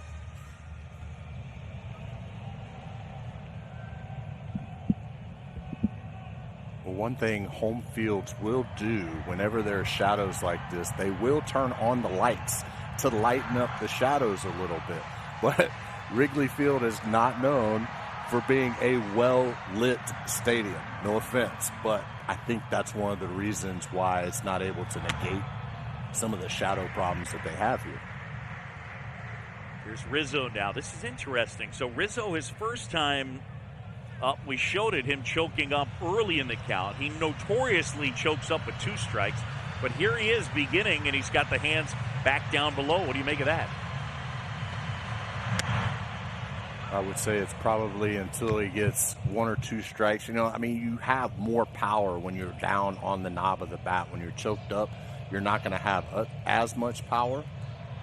But I think he's feeling pretty good about his chances right here, that maybe Sanchez doesn't have the command he had earlier in the game. Maybe he'll get a pitch to hit and be able to juice one. Hammered that one, curling, and that one foul. Well, he got his hanging changeup right there. Just got out in front, just missed it. We'll see if he goes up on the knob, tries to put the ball in play. Chipper, I think the other thing, no good. The other thing is the velocity's dropped. Like we haven't seen a triple-digit pitch in a while, and that fastball's not getting up there quite as firm. Might be a situation where Sanchez is sacrificing stuff for location. Leo Mazzoni back in the day used to always tell us, never sacrifice stuff for location. Go at him with everything you got. But you've definitely seen over the last couple innings he struggled with his location. Rizzo trying to deliver the first run of the game. Swings through that one, and a big strikeout for Sixto.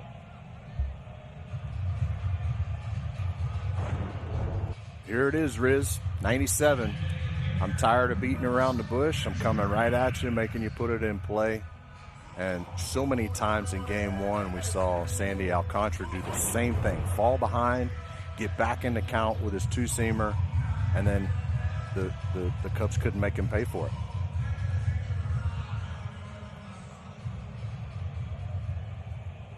So 2 down, and it'll be left up to Contreras, who was grounded out and walked and been thrown out trying to score on a single by Hayward. And there's ball one. Contreras just has some great swings today, a great at bat his last time up, drawing a leadoff walk. Unfortunately getting thrown out at home plate, but he looks to be one of the few guys that's actually on Sanchez. Contreras didn't have a great year, but he finished strong. After a 172 mark in August, hit 3 homers and 305 in September. You see the modified shift on. 2 on, 2 outs. And that one hit him.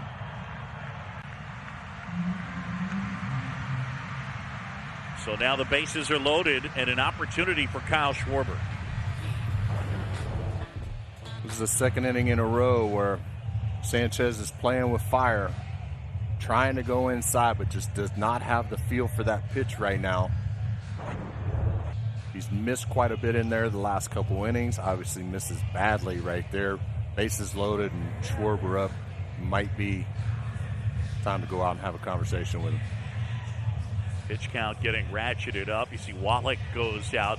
When Sixto Sanchez made his big league debut on August 22nd, it was Francisco Cervelli, the veteran catcher, that caught him. Cervelli had to leave after 2 innings with a concussion and was done for the year.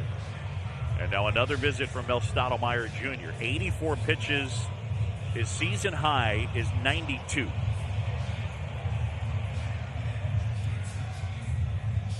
Hugo of Hair by Hugo believes every customer deserves the personal touch. I'm the Hartford Buck, and I believe Hugo's business does too. With insurance designed for your small business, the Buck's got your back. Hair by Hugo. By the way, Chipper, he's got the barber pole outside. He's got the barber pole. There it is. Yeah. Look at that. Oh, my goodness. That's the Marlins barbershop. And in there is Hugo. No relation to Hair by Hugo. Love it. So here's Schwarber down. This is a guy that's had good success in the postseason. 302, 413, 603. That's better than good success. That's monster stuff. 6 homers. Shadows are coming. Bases loaded. We're scoreless. Marlins lead this series 1-0. Chipper, how much longer do you think Sixto Sanchez has? What'd you say his high pitch count was? 92? Ball one. Obviously a lot depends on what happens the rest of this inning. But to be honest with you, I don't think you run him out there. You don't do something you haven't done all year just because it's the postseason. I think if his limit is 90 pitches, you get him out of there and you start the inning fresh with a reliever. Schwarber pops it up. Wallach will toss the mask. Does he have room? No. And guys, this is really where the Cubs have struggled this year with the bases loaded, down near 200 the whole season batting average. That's bottom of the league kind of stuff. And it's kind of been 2 or 3 years running. They get them on, they get them over. They haven't really been able to get the big hit at the big moment. Feels like a hit here would really be the difference in the game, because I don't think there's going to be a lot of runs scored here. Caratini at third, Happ at second, Contreras at first. In there for a strike. 1-2. Former first-round pick out of Indiana, Kyle Schwarber. Take another peek. So many times he hasn't gotten that call, and this time he does, and probably the biggest situation. It's not probably. It's definitely the biggest situation of the game. I think Will Little's been great today, by the way. Doesn't offer that time, and it's 2-2. You just see the second, third time around, these Cubs hitters look a little more comfortable, waiting him out a little bit. And again, not throwing quite as hard. All loaded up. Sanchez and Wallach having trouble getting together. And now Sanchez nods yes at Chad Wallach.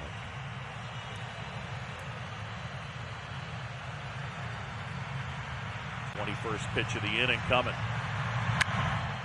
Reaching out. And that one in the air to left. Dickerson under it. He's got it. And Sanchez pitches out of the jam. Great work by Sixto Sanchez to escape. 0-0.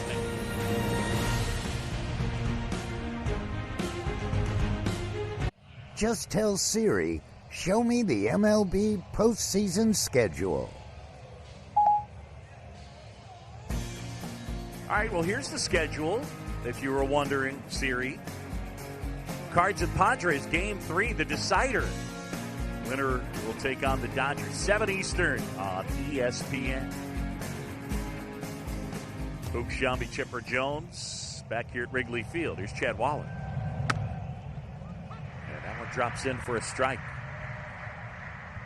Darvish has been good here today. Last inning, they hit a couple of balls really hard.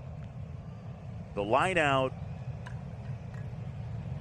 and then the single that was Rojas thrown out trying to stretch it were both over 100 miles an hour. 3 flyouts, 5 strikeouts, 6 on the ground. And the thing we documented in Game 1 on Wednesday, the Cubs turned the highest percentage of ground balls into outs.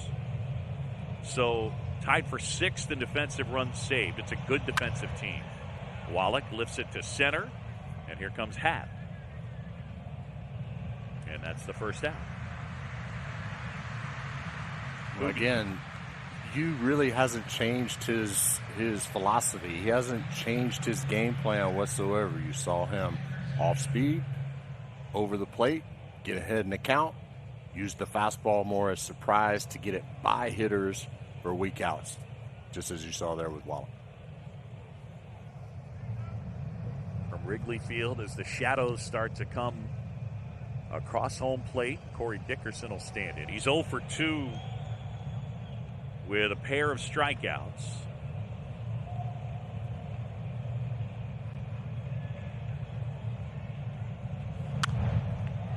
Dickerson, a guy who was a 29th round pick by the Rockies in 2009. And in that same year, in the second round, they took a high school infielder named Nolan Arenado. He's a pretty good player. Decent. Here comes the 0-1. Left field, Schwarber into the shadows, and down there by Cover your ears, Cubs fans. Bartman land. You had to say it, didn't you? You had to go there. Yeah. Playing the role of Steve Bartman will be that lady. And here he is. All right, so it's Game 6. Cubs are up 3-0. Luis Castillo with one out and a man on. Alou, Bartman, history.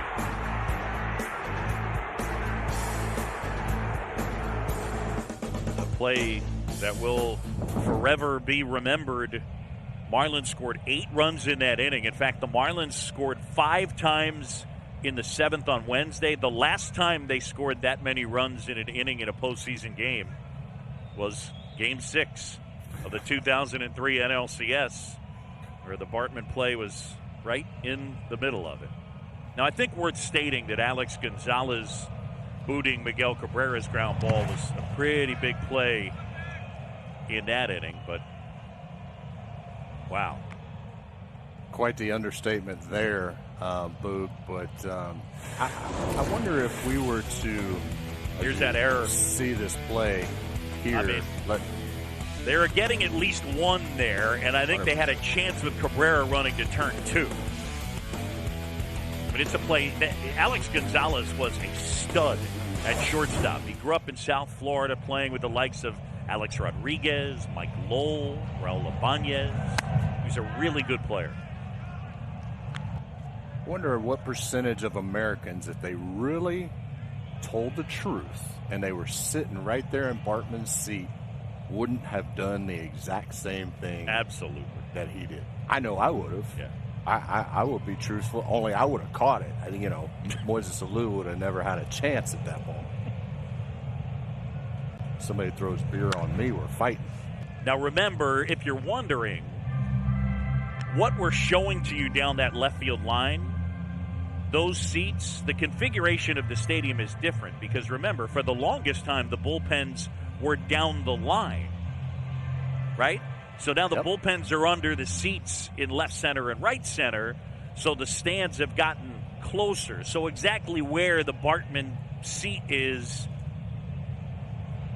it's probably about 10 or 15 feet farther in from where the line is right now.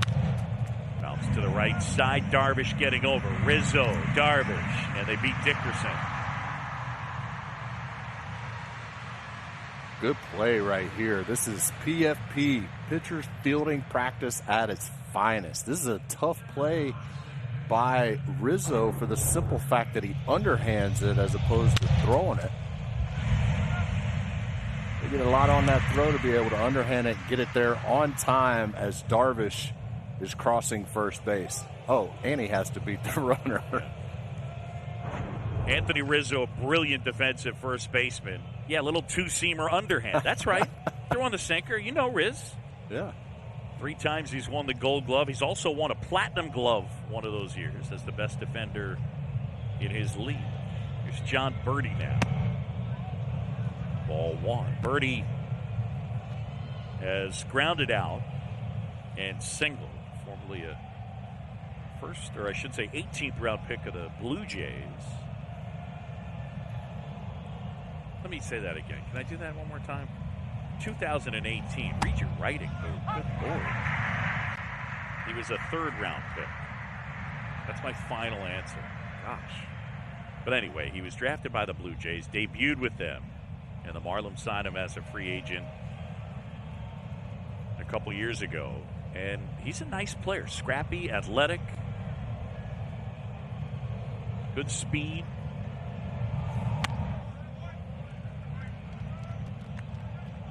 To Bowling Green. I've been very impressed watching him. He made a nice play at second on a ball in the outfield where he had to run 94 feet to catch it. The wind was playing tricks with it. Stole a couple of bases that weren't even really close. Scrappy little hitter. Wait till I tell you, by the way, I even boxed it. Popped out. John Birdie, 18th round pick in 2011. More factual errors coming up. Guys, Sixto Sanchez, he has got it all. I mean, 100-mile-an-hour fastball, the good changeup, cruised through the first 3 innings, ran into a little trouble, got a little erratic with his control in the last 2 innings, ran his pitch count up.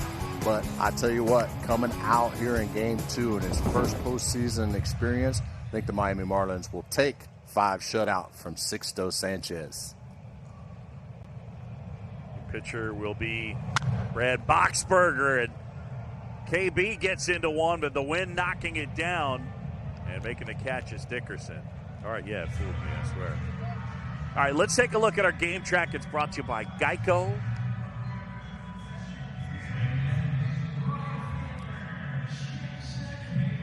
Yeah, there it is. Game track brought to you by Geico. Sixto Sanchez goes 5. There he is on your right. And 4 hits, no runs, couple of walks, 6 punch-outs. Darvish has been sensational. 6 innings, 2 hits, a single walk, and 5 strikeouts, and he has been really efficient.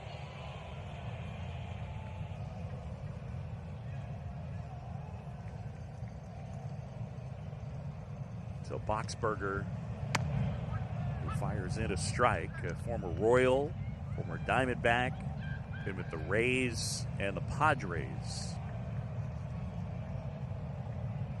Had a good year for them. About a strikeout an inning. Marlins as a staff were 29th out of 30 teams in strikeout rate. Wallach going to giving it a look. I think that's another thing that probably, at least the last few years, Chipper, has correlated with winning. We talk about the postseason, you got to hit home runs. You also need pitching staffs, at least it's been the norm, that strike people out. Yeah, I think the least amount of pressure you can put on, or you have to put on your defense, because let's face it, I know I had a glove on out there on defense. Sometimes in the postseason, you got guys out there that don't want the ball hit to them. You know, they want that pitcher. That's why John Smoltz was so good in the postseason. He had that strikeout element back in the day. You love the power pitching in the postseason because you get outs without putting the ball in play. 1-2, 1 out, bases clear, scoreless, bottom of the 6th. The Marlins with a win will move on to face the Atlanta Braves. The Cubs looking to stave off elimination. Game 3 would be tomorrow, 3:30 Eastern, ESPN 2. Marlins winning Game 1 on Wednesday as Hayward lifts that left field. Dickerson able to make the grab. Yeah, guys, just before thinking about Hayward a couple innings ago when you were talking about him as a leader, and I got to tell you, anytime you have a conversation about him and growing up in the game, he mentions those Braves teams he came up with, and he mentions one person he learned the game from, and that's Chipper Jones. I mean, every time, Chipper, he brings your name up, and it's always a positive thing. Well, it's nice of him to say, but, you know, obviously we've had a ton of hours, you know, in the cage working on that swing and trying to do what you can to make your teammates better. If you see something, and obviously them remembering that later on in their career when they're the grizzled veterans, knowing that you made an impact, you've done your job as one of the leaders on the ball club. Baez 0 for 2. And Wallach picks that one, 1-1. I think it's safe to say Javi Baez is in straight struggle mode. I have never seen him swing through this many fastballs, you know, in a 2-game series up to this point. Normally he's a chase guy, slider out of the zone, but he's missing fastballs kind of up and in. Maybe that the Marlins have figured something out with a little hole up and in his swing that he's not quite able to get to it. Even if he does hit it, it's normally weak contact to right field. That one fouled back. And Chipper, we touched on this on Wednesday. I think it bears repeating.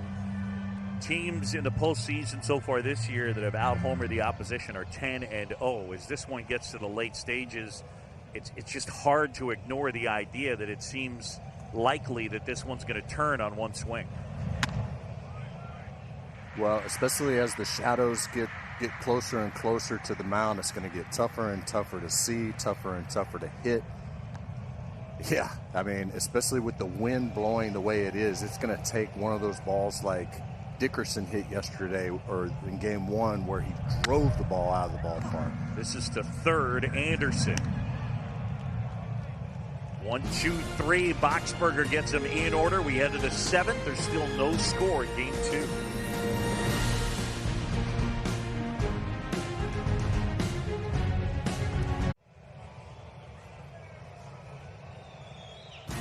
Authentic caps, tees, jerseys, hoodies, and more. Get all your postseason gear and cheer on your team at home with the official source, MLBshop.com. It's a good spot, MLBshop.com. As Yu Darvish goes back to work. Jesus Aguilar. Slider that kind of backed up is in for a strike. Big right-handed hitter. He was 0 for 1. He's flied out. And he's been hit by a pitch. Darvish has been really good. That one missing inside. Well, we said in the open that he had to do one thing for the Chicago Cubs, and that's give them length. Get them into the 7th, hopefully 8th and 9th innings. He's done it at a very efficient rate, 79 pitches up to this point. I feel like if he has another efficient inning this inning, him going out there for the 8th is a definite. Down the right field line, Hayward and Rizzo. And that's out of play. 1 and 2 on Aguilar. Cubs team in the playoffs for the 5th time in the last 6 years. By win percentage, this is the best stretch of Cubs baseball in 80 years. And David Ross has been right in the middle of it. First year as manager, of course, the great work done by his predecessor, Joe Madden, who he played for. The 1-2. Swing and a miss. Four-seamer up at 94, struck him out. Well, how many times have we seen it today? Him waiting until 2 strikes to throw that four-seamer that just kind of gets up on the hitter a little quicker than you think. That four-seam fastball been a good strikeout pitch for him today. Darvish, since the second half of 2019, has posted a 2.40 ERA. I mean, he's been really locked in, and that's when he got there with Caratini, who did a nice job there framing that last pitch, keeping it in the zone. Just watch the hand. It's subtle, Chipper. Yeah, it doesn't take much. You don't want to jerk too much, but you want to just kind of subtly kind of get it back in there. And he stole that one. The K-Zone says that was a strike, but I think most hitters will tell you they don't want that one called. Wow. Just dotting it outside, and it's 0-2. I don't know what Brian Anderson's supposed to do about that, right?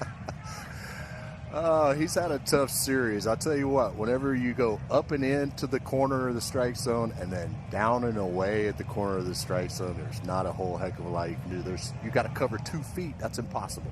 10-0-2 count. Little bouncer over the pitcher's mound. Bodie charges, unloads, got him. Yu Darvish, they signed him 6 years, $126 million, and he endured some injury issues, but eventually in the second half of last year, things got right. Look at the progression, 495 to 398 to 201. This year, the best walk rate of his career, neutral split guy. And he has been as advertised here today, dealing with Garrett Cooper. And in for a strike. There's a cutter. first pitch. I remember the first time I ever saw this guy. He was pitching for Japan in the World Baseball Classic, and you know, it's spring training for us. First time we go in there, and the first time I saw him, I was like, man, I hope I don't have to face him. And there were a couple more ticks on the radar gun, right? I mean, he's 34 now, and there was a little more 97 then. Yeah, and the just drop off the table split. I mean, it's basically what you see Ohtani doing, or what he did when he was healthy before the Tommy John surgery. It was just big guy, threw hard, bottom falls out of the split, got an idea with the breaking stuff. You are definitely not ready for that in March. Here's the 0-2. Nice stop by Caratini as Cooper wouldn't chase. We're scoreless. We're in the 7th. It's game 2 of this best-of-3 National League Wild Card Series. John Sciambi and the Hall of Famer Chipper Jones. The Marlins won the opener on Wednesday 5-1. Rain washed out the game yesterday, although it didn't rain all that much. But so this is game 2. Game 3 would be tomorrow afternoon. Cubs need a win to stay alive. Just off the outside edge. He's still feeling pretty good. That one at 96 and had a little cut to it. He's almost 90 pitches into his game and still feeling good. That bodes well for the Cubs.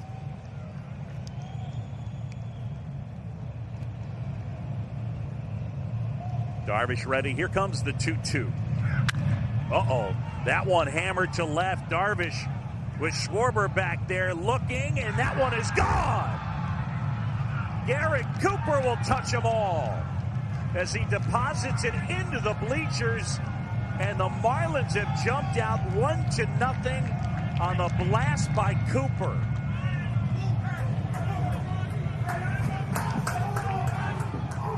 How about that? Well, Coop has missed a couple of hanging sliders today, but he doesn't miss this one. And with that wind blowing straight in from left field, I can't tell you how centered he must have hit this ball. I mean, that ball should have probably come back into the ballpark and just barely gets out. But wow, what a big blow for the Marlins. Yeah, that likely would have ended up on Waveland without the wind. Watch Darvish.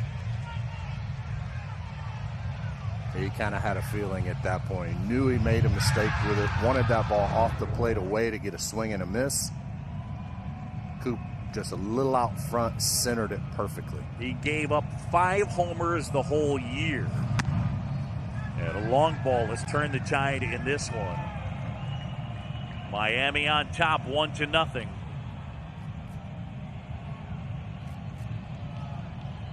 Two down, and here's Joyce.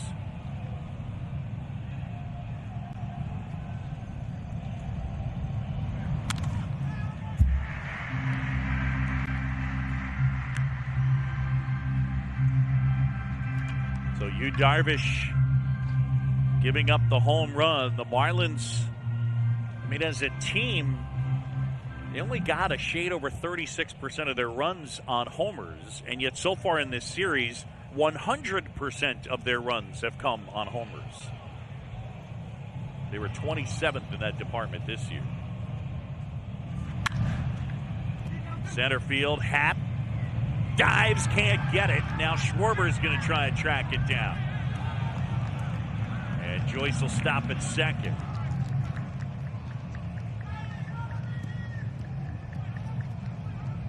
Yeah, just as we said, Wilson Contreras looked comfortable against Sixto Sanchez. Matt Joyce the same way against Yu Darvish. You can tell he's up there, not necessarily sitting on fastball, but last couple times up, he's put good wood on the ball.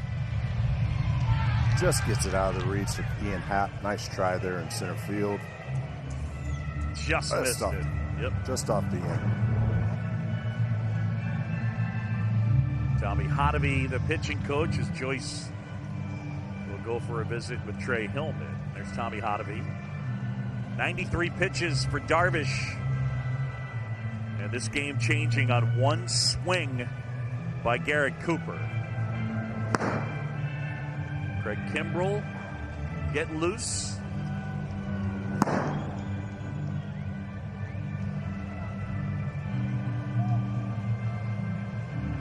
has been so good today.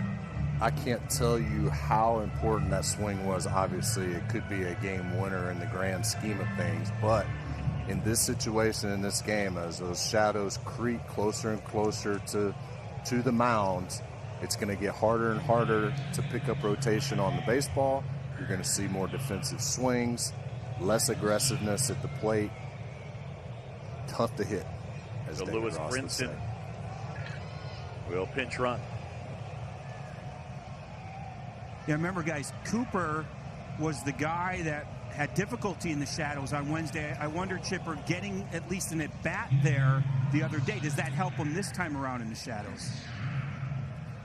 Well, I don't think it really has an effect yet. I think once the shadows kind of get halfway, maybe a little more than halfway to the mound, that's when it really affects you. I think they can still pick up rotation at this point, but you're right. Look at this. Sierra with a base hit. Brinson around third of the plate, and he will score. They go with the intentional walk, and Magneuris Sierra delivers, and the Marlins are up 2-0.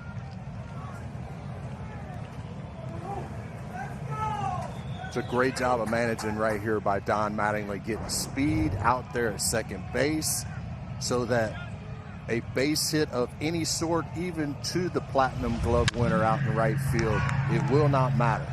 He gets a good jump, cuts the base paths, and makes it easily. 2-0 Marlins. How about Sierra playing in place of the injured Starling Marte?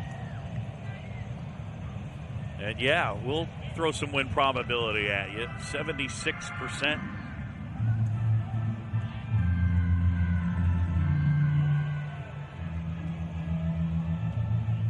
And here comes David Ross. And it looks like the afternoon is going to be over for Craig Kimbrell to come into this game. Darvish takes the baseball, did nice work, but the Marlins get two, breaking the action from Wrigley.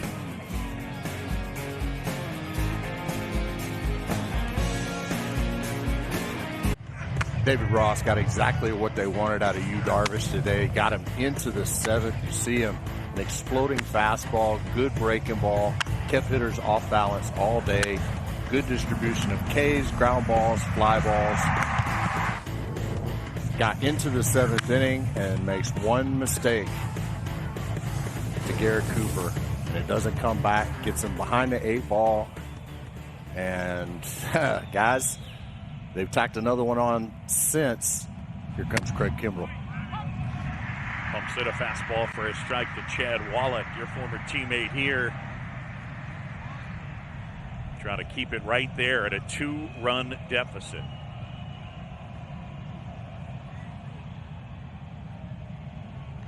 Wouldn't be surprised to see a stolen base right here, Boog.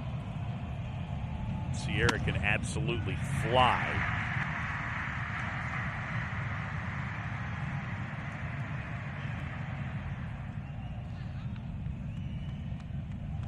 For Kimbrell, we showed you the numbers. Wasn't totally healthy, and of course wasn't great the whole year, but settled down a bit as the season went on. Their bullpen ranked 7th in the National League in ERA, but still that starting unit was better. It's a bullpen now. Rowan Wick was quite good for them this year, and he's out with an oblique injury. Right here, it's Rojas at third, Sierra at first. And there's strike 3, and Wallach is gone. The Marlins pick up 2 as we stretch. It's 2-0.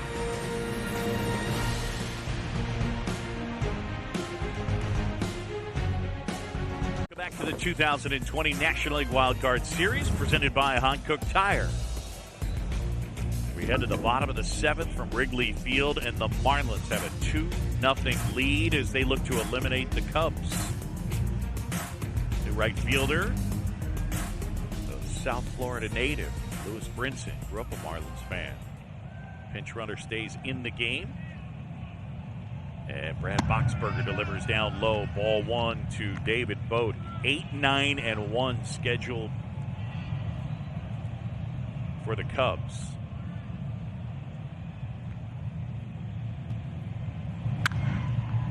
Bote pops this one in the air. Brinson over near the wall, and that'll find the seats.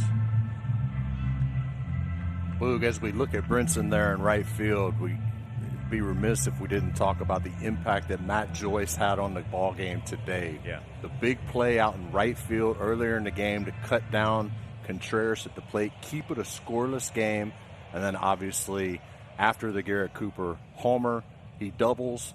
Brinson comes in to pinch run, scores the second run for the second day in a row. The Marlins put up a crooked number in the 7th inning. Indeed. So Matt Joyce, now he's left to being a fan in this one,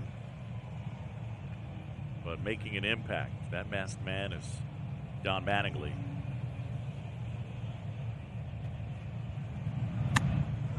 Pitch upstairs. You can see the only place for Don Mattingly, by the way, where you can see his number is on the side of his gaiter. It's just on, I think it's on, there it is. Yeah, where's number 8? Turn, Donnie. Right field. And Brinson.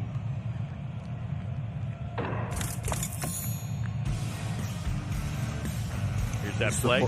Yeah, this is the play we were talking about. Contreras with a slow jump off a second, looping line drive over the first baseman's head, causes him to hesitate. Matt Joyce comes up and throws a dime. Long hop, one hop, throw to home plate to nail Contreras at the plate.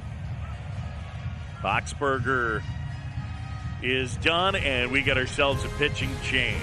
Richard Blyer coming in. 2-0 Marlins.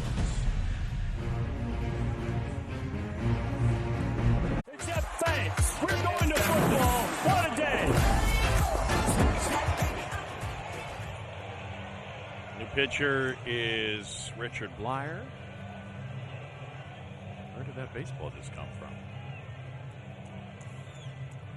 See the numbers as he got into game 1, a third of an inning, and got happed to wrap into a fielder's choice. This is Cameron Maben, who swings and misses. Got to count 0-2. Maben, pinch hitter.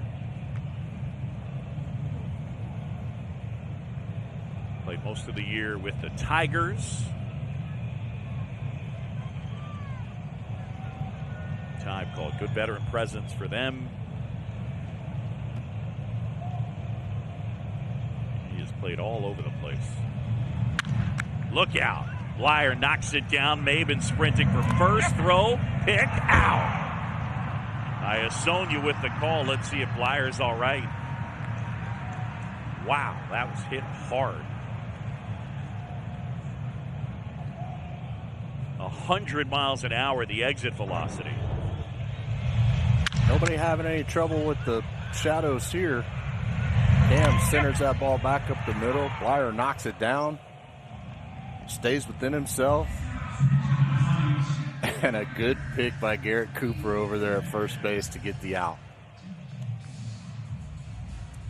That's a tough play for a first baseman. Into the runner. Sticks with it. Closes his eyes and it sticks. Back up the middle on a bounce. Birdie throws him out. And the Cubs go 1-2-3. We're headed to the 8th. The Marlins 6 outs away from advancing.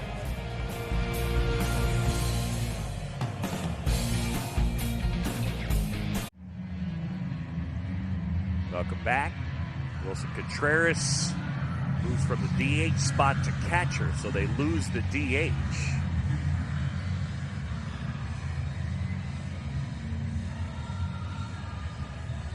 So Kimbrel is in the 9th spot. Hey, he can hit a little bit. Yeah, I don't think that's going to happen, but we'll see. I don't think so either. Don't think he's going to get that opportunity, but yeah. So it'll be the top of the order. Dickerson, Birdie, and Aguilar. The Marlins up 2-0.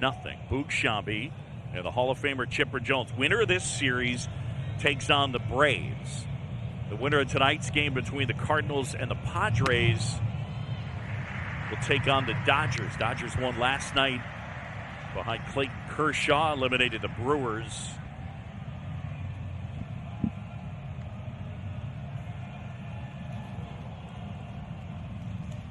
What a game last night in San Diego. Stayed up and watched a little bit of that.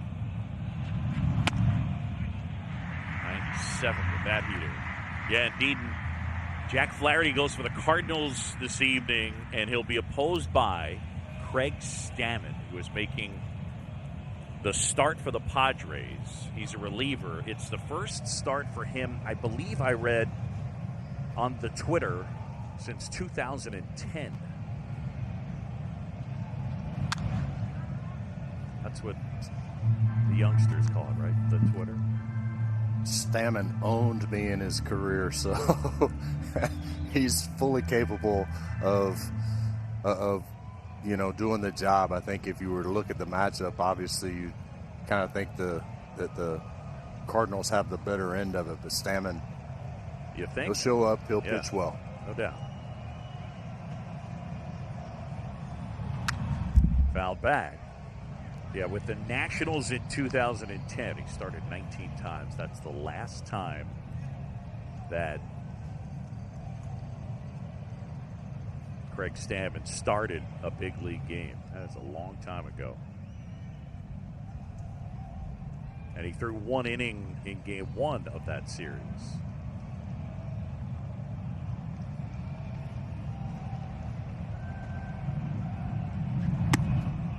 Dickerson able to lead off, or lay off, I should say.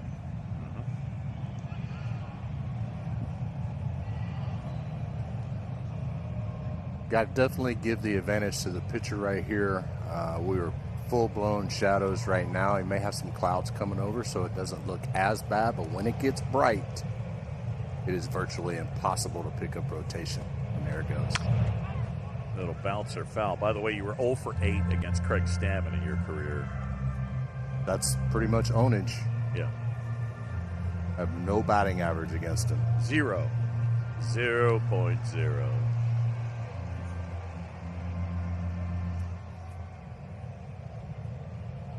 Nobody on, nobody out. Top 8. Kimbrel on here. Played him one time in golf, too. He beat me then, too. Stammen did? Yeah. The 1-2. A little bit high, and now 2 balls and 2 strikes. Dickerson, Birdie, Aguilar. Here in the Miami 8th. The Marlins lead 2-0 with a win. They will win this series. Birdie on deck.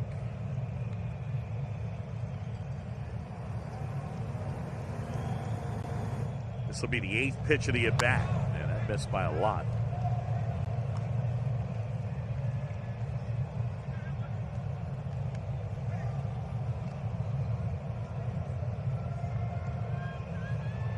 David Ross looking on, hoping that when his team gets a chance to hit in the bottom of this inning, they'll come up with some offense. They have been shut down by the Marlins pitching staff. Dickerson back in the pitch. Fouled off. You look at Corey Dickerson and you watch the change with 2 strikes. He goes into battle mode in terms of choking up severely with 2 strikes and gets into a bit more of a crouch and gets hyper aggressive, just trying to touch up anything that he can. I mean, he's climbed up the handle of that bat pretty good and really into his legs and continues to hang in there. Well, and this is one of the reasons why you see Don Mattingly insert him into the leadoff spot. It's these kind of competitive at-bats against tough pitchers, whereas 4 or 5 years ago, this guy would have struck out 130, 140, 150 times in a season. He's cut his strikeout rate way down. Now, watching him, especially in this at-bat against Kimbrel, you see why. Choking way up, 5 2-strike fouls. And that one missed by a ton, and a really good plate appearance for Corey Dickerson. 11 pitches, and he takes the walk. All right, around the wild card series. If you missed it last night, Clayton Kershaw, who says he can't pitch in the postseason? Punches out 13/8. They win 2-0, eliminate the Brewers. Tatis and Myers, second pair of teammates, each with 2 homers in the same game. Braves taking a selfie, sweep the Reds, and they play the winner of this series. There are your brackets. 7 Eastern on ESPN. A reminder that Cardinals-Padres game tonight.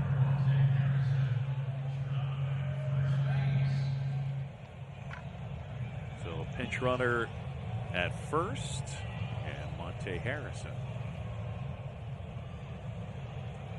And he'll stay in and defend.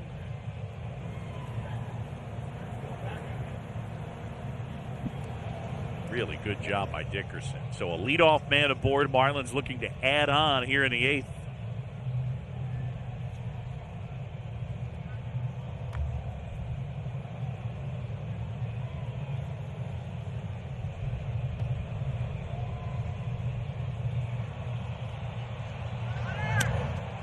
Runner taking off.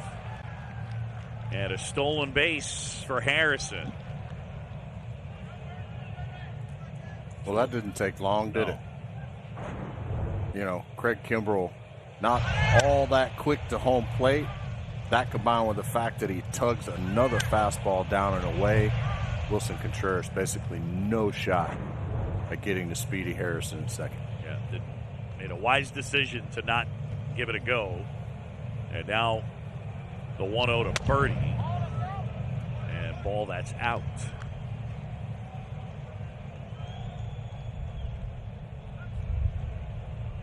You know, being a teammate of Craig Kimbrell's for quite some time, whenever Bobby went to him, Bobby Cox, our manager, went to him in the 8th inning for him to get 4, maybe 5 outs to get the save. He never had a problem in the 8th, but sometimes he would have trouble getting back warmed up, get back loose, closing out the 9th.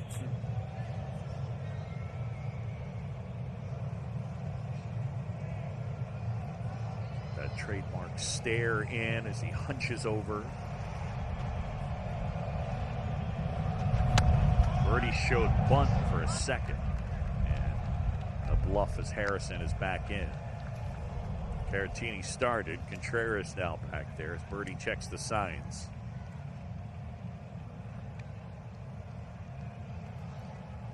You watch Craig Kimbrell and you see that started, that hanging the arm out there. In the minors, he had some tendinitis, and he would set up that way just because it made his arm feel good. And then he just kept doing it. Right there, he walks Birdie, and now 2 aboard. After 225 years, you'd think we'd look to our past. Nope. We're looking to our future, where we're innovating every day to raise Jim Beam for 225 years to come. Tommy Hotovy, conference on the mound, the pitching coach out there, and the entire infield. Brian Baez, Bodie, and Rizzo with Contreras and Kimbrell.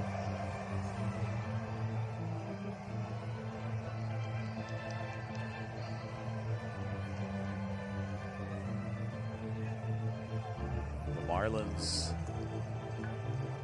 unbeaten when leading by multiple runs in the postseason. The only undefeated franchise when leading by 2 or more runs. It's pretty crazy. They played 6 playoff series, and they've won them all.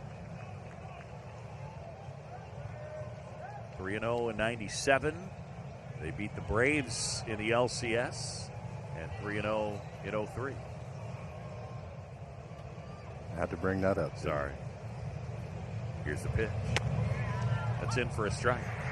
I know a little verbal jab when I hear it.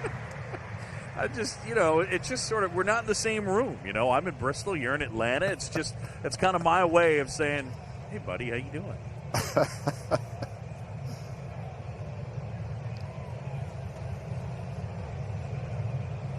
Two on, nobody out. Kimbrel and a spin and a throw and a tag. Safe.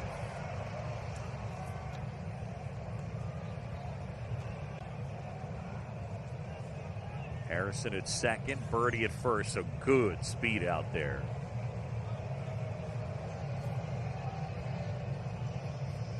Can I go, by the way, editorial Marlins uniform beef that I have? We got.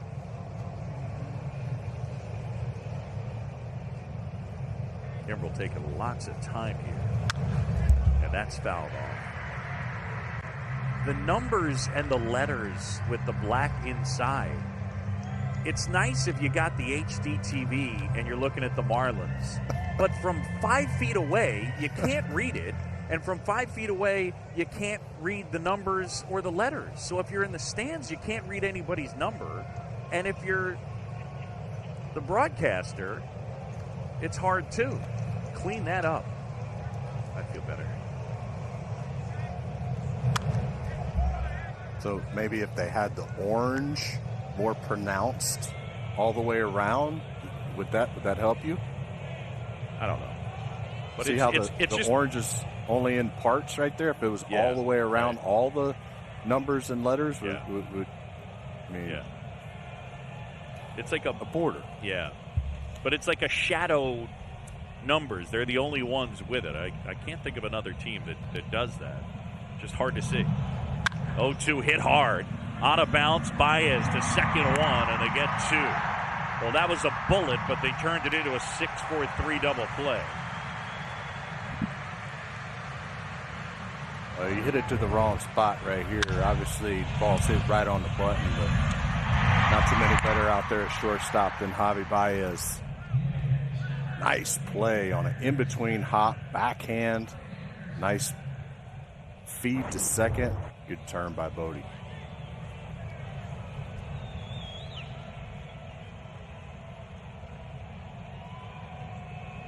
So 2 away now, and Brian Anderson, who's 0 for 3. Their cleanup guy led him at homers this year. He hits with Harrison at third, and there's a strike. Marlins leading the Cubs 2-0. John Sciambi, Chipper Jones, Major League Baseball on ABC. If the Marlins win, they will take on the Braves in the division series.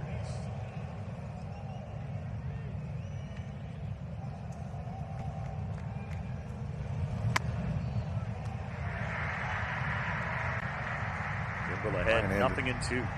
Brian Anderson's going to be about the only Marlin that's not going to want to stay in Chicago. He wants to get the heck out of here. He's had a rough series. I mean, they have pitched him really, really tough. Seems like every pitch has been right on the corner, and the umpire's given the benefit of the doubt pretty much every time.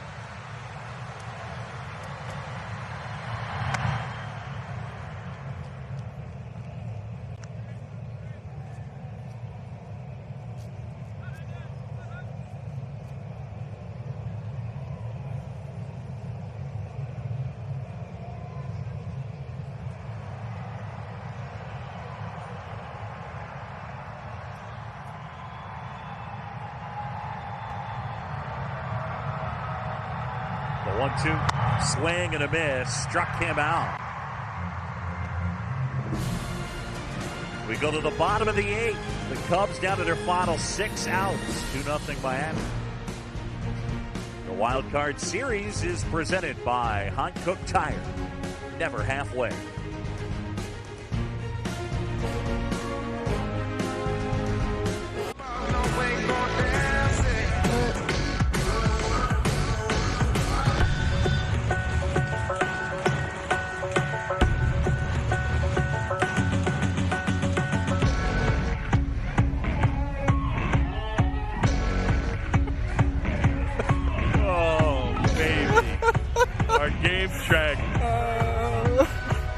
Marlins leading this one 2-0. Boog Sciambi.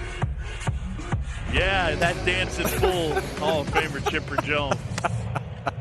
Jimmy Garcia takes over on the mound and some defensive changes. Monte Harrison is in center field, and Magneuris Sierra, who's got a big hit in this one, moves to left.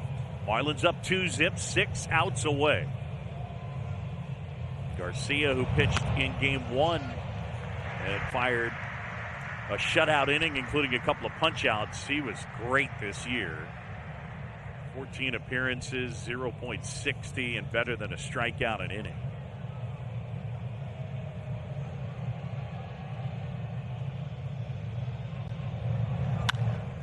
Rizzo hits it in the air. And Rojas, no, that's Anderson, I beg your pardon.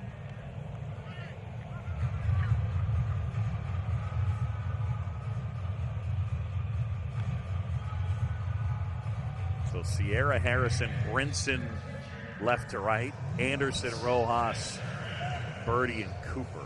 And Yimi Garcia on the mound. The Marlins 5 outs away, leading it 2-0. The Cubs have been held to 1 run in this series on 1 swing. An Ian Happ solo homer in the 5th on Wednesday. That's been it. Been an impressive performance by Sandy Alcantara, Sixto Sanchez, and this Marlins bullpen have absolutely been in control from pitch 1 of game 1. Contreras plunked. Oh, is the umpire calling him back? Will Little is saying they put his elbow into it, and guessing David Ross might get thrown out here. I don't really know that he needed to stick his elbow out. I mean, it made it look blatant because he stuck his elbow out. I think that ball was chasing him anyway. Maybe not.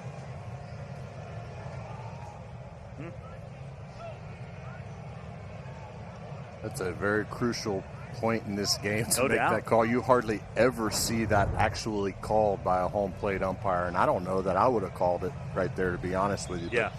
But when you stick that flap up like that, calling attention to yourself.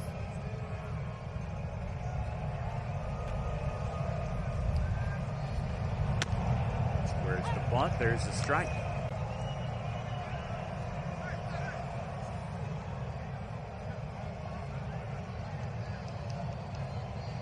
Contreras and Little, I think, having a chat here.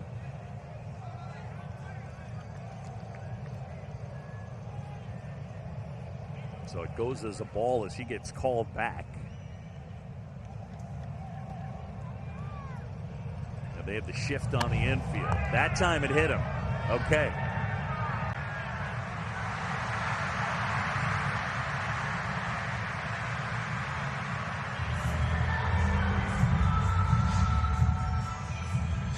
Contreras doing a little bit of barking. The crew chief, Dan Iasonia, coming in. Will Little out to talk to Yimi Garcia. Here's the number 1. Just a slider that backed up.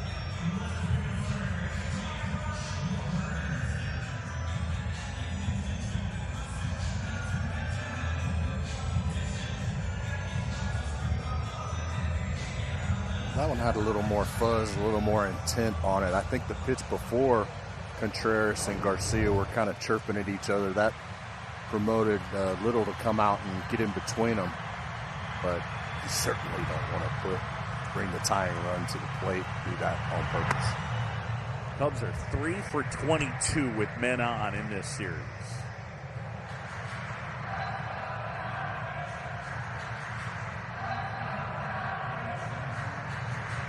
Schwarber here, 0 for 2.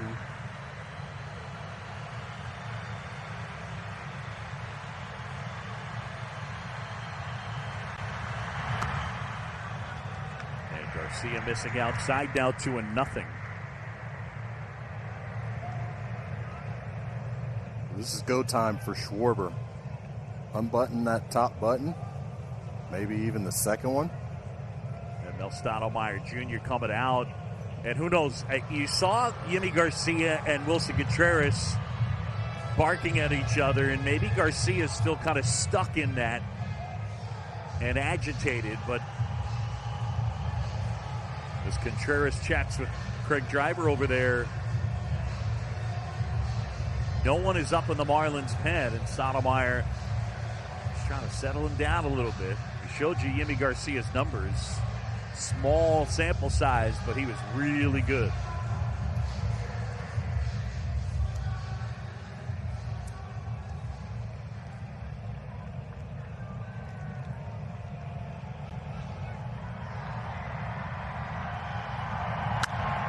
Schwarber pops it up, and that'll get off out of play.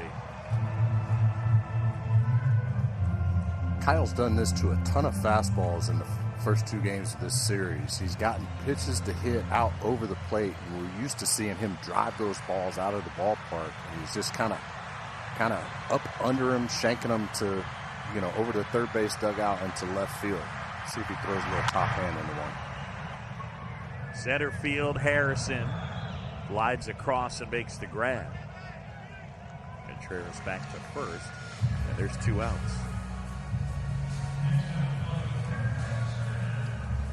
But one of the things we talked about in the Open, the Cubs, since winning the World Series in 2016, they've lost 8 of their last 12 postseason games. And since winning the World Series, that trio, 136, that includes today, 51 strikeouts out of 140 at-bats. 0 for 10 today. I mean, it falls on your big boys, right? It certainly does. And I think the other thing as well that's interesting to contemplate, Chipper, Bryant, Baez, Rizzo, and Schwarber are all scheduled to be free agents at the end of 2021. And you wonder, with the economic climate in the game today, if this might not be the final ride for that quartet.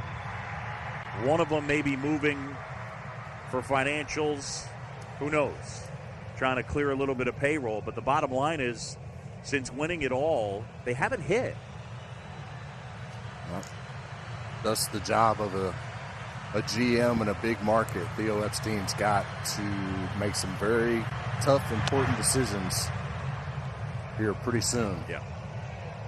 I don't envy that spot. But when you look at, to go back to the numbers that you're talking about, even in this series, 1 for 22 out of your big boys is not going to get it done. Theo Epstein, president of baseball operations, of course, for GM Jed Hoyer, as Bryant lifts that one to center. And it falls in the glove of Harrison. The Marlins 3 outs away. This presentation of Major League Baseball will continue after this message and a word from our ABC stations.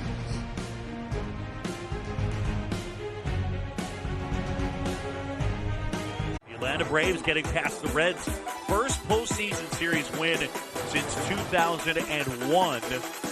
28-inning postseason shutout streak. That goes back a ways, but they're pitching unbelievable. The starters and the relievers. And then Adam Duvall and Marcell Ozuna, most homers in MLB since September 1st, regular and postseason together. Jeremy Jeffress takes over here.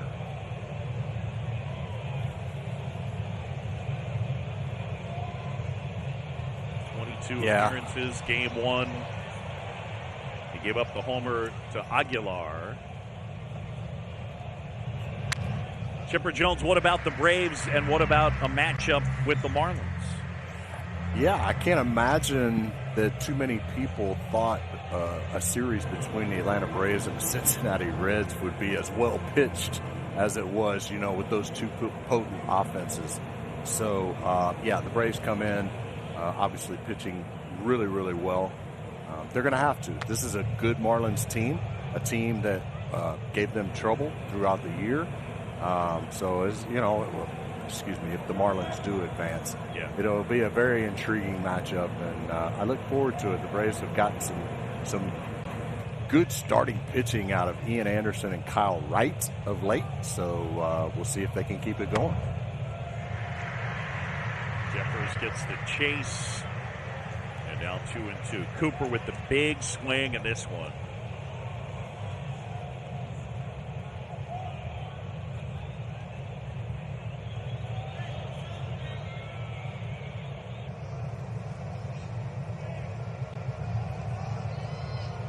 Two.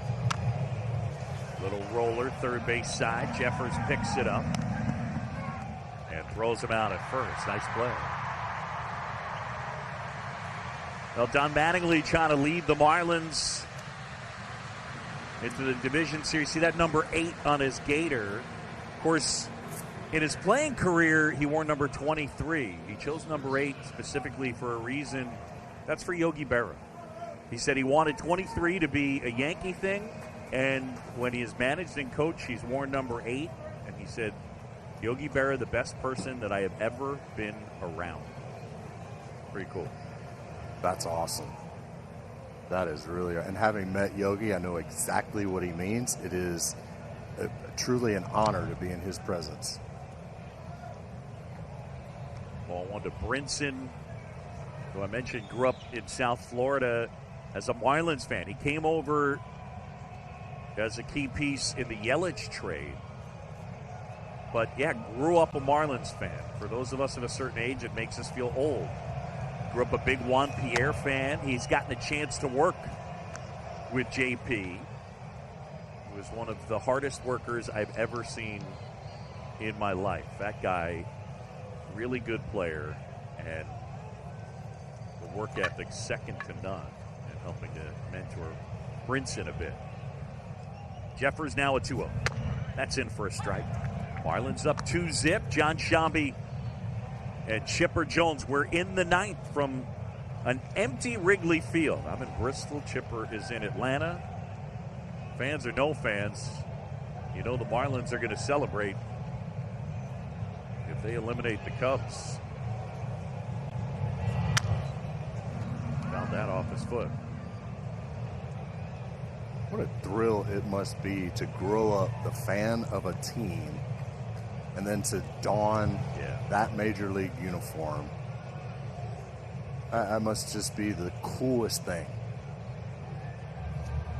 And going back to Juan Pierre, one of the best dudes you're ever going to run across in Major League Baseball. Without a doubt, the best bunter that I ever faced. Like, I literally had to play 75 feet from home plate. Just, I dared him to hit it by me, because I was so, third basemen don't like to be bunted on. Yeah. So when you have a really good bunter, you want to take that out of their arsenal. But he was one of those guys that was fearless in terms of practiced it so much that just because you were ready and aware for a bunt, there were times where he would try and succeed still bunting. You know what I mean? That he would still try you. How about this? He would suck me in bunting it and pop it over my head. He got a double like that one time. Wow. Out to short, Baez. Bad hop, picks it up, slings to first. And 2 down. Well, we've never done October like this before, and that means anything can happen. MLB has you covered on Facebook, Instagram, Twitter, and YouTube. Follow at MLB.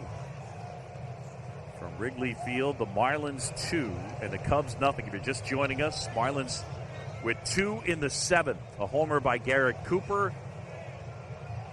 And then Magneuris Sierra with an RBI single to score Lewis Brinson. Yu Darvish was good, but gave up the 2. And for the Cubs, in the 9th, it is scheduled to be Hayward, Baez, and Bodie.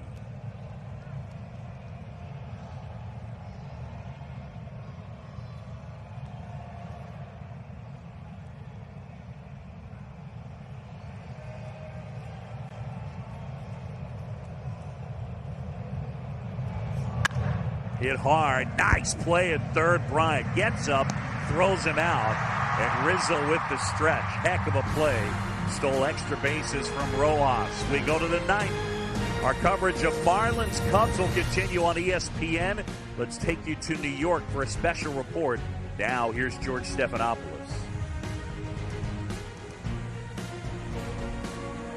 playing on ESPN. The NBA Finals, Heat and the Lakers, 9 Eastern tonight, tomorrow.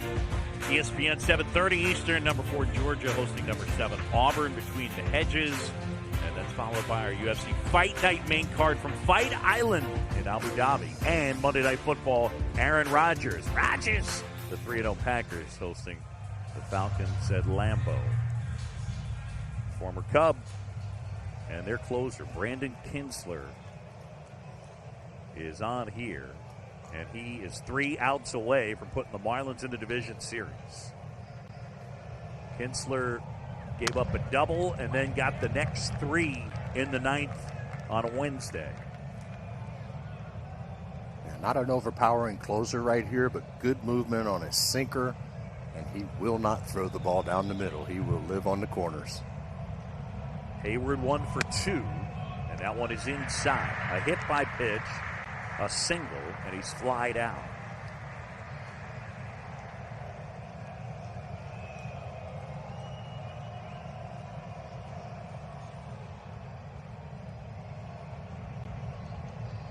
The 1-1. Hayward the other way, slicing down the line. Fair ball getting into the corner. And Hayward's into second. And the Cubs are in business. So just the same way the 9th started on Wednesday with a double for the Cubs, Hayward a 2-bagger here. Well, this makes an old hitting coach really happy right here. Lets the ball get deep, knows a sinker away is coming. He almost hits that ball behind him. Love seeing that approach. Good approach to Kinsler, knowing he's probably going to stay away from him. Rifles that ball into the left field corner. Cubs have life. By the way, just felt like blowing up the internet. Alex Rodriguez texted me in the break, dead serious. He said he loves hearing you talk about bunting. To which I say, Alex, teams that out-homer their opponents are 10-0 in the playoffs. That's right. Coming at you. I think you could probably count on one hand the amount of times he and I combined bunted in our career. Oh, my God. No, he was tweaking me. But he loved Juan Pierre and Luis Castillo on that team. Here's Baez now. And there's a strike. And Javi thought that one was off the outside edge. Wow, this is really the first generous pitch he's given all day. That ball never on the plate. Never caught a slice of cheese. I totally agree. I think that's the first one that he's really missed. Down and in, and that's that nasty one darting. And that's a big call right there. Instead of 2-0, now you're 1-1. Javi just expands the strike zone, just really in struggle mode up there. Trust me, I've been there. I know how it feels. It's a lonely feeling. Hayward at second, nobody out. We're in the 9th. Fouled off his foot. And just to rub a little salt in the wound. Yeah. You foul that one off your instep. See where this ball gets him. Oh, that's on the calf. That's, yeah.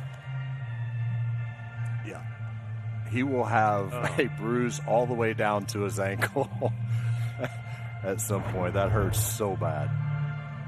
I mean, that's when he's got the shin guard on, and it still couldn't save him. I don't ever remember you putting a shin guard on. Do you ever wear one?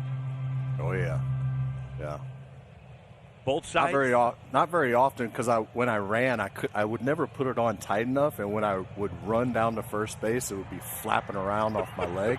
Right. I hated that. Slow you down. The 1-2.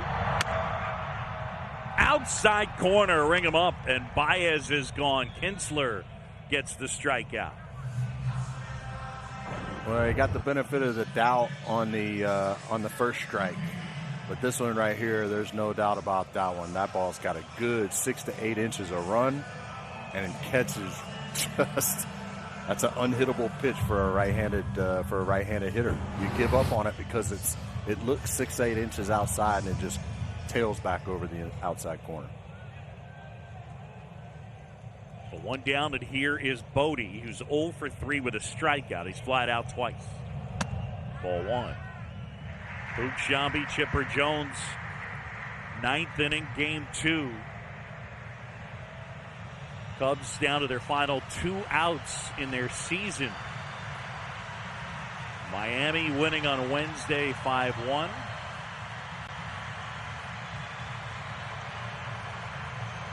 Trying to advance and face the Braves. And there's the strike. But guys, this is the guy the Cubs want at the plate. 379 this year with runners in scoring position. He's hit some clutch home runs as a Cub. Hit a walk-off grand slam against the Nats on Sunday Night Baseball a couple years ago. This is a pretty good matchup for the Cubs. Yeah, walk-off grand slam against Ryan Madsen for his 3rd Major League homer. Wallach did a nice job there trying to sell that, but Will Little wasn't buying. So now 2-1. Well, Bodie's done a good job of sparking this offense all year. Leads the team, not even playing every day, in RBIs. No bigger moment this year than right now.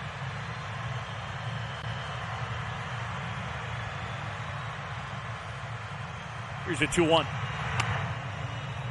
2-2. Kinsler just painting the outside edge. Yeah, I don't know why you would throw any other pitch than that one right there. I haven't seen a right-hander stay on that pitch. So you, like I said, it looks 6-8 inches off the plate. You just give up on it. Showed you Jason Kipnis lurking in the on-deck circle. Kinsler trying to get Bodie. Hayward's at second. The Cubs are down 2 in the 9th. Got him looking, and Bodie doesn't like the call, but that one was perfectly placed. And the Cubs down to their final out. Wow, was that a good pitch. Well, the Cubs continue to complain about that pitch, but man, I tell you what, I don't know. I guess with the shadows, it's probably hard to see, but that ball's got a ton of run on it at 94 miles an hour. What a nice slice of cheese right It's there. one of those there where, to me, I understand why Bodie's upset. It feels like it's borderline. I get where Will Little did a great job calling it a strike. It's just a really great pitch. 100%. I think a lot of it's just frustration boiling over from the Cubs standpoint. Well, here we go. And Kipnis. And that is in for a strike. See, now with the left-handed hitter up there, he's going to start that ball at Kipnis's front hip and run it back over the inside corner and try to freeze him that way.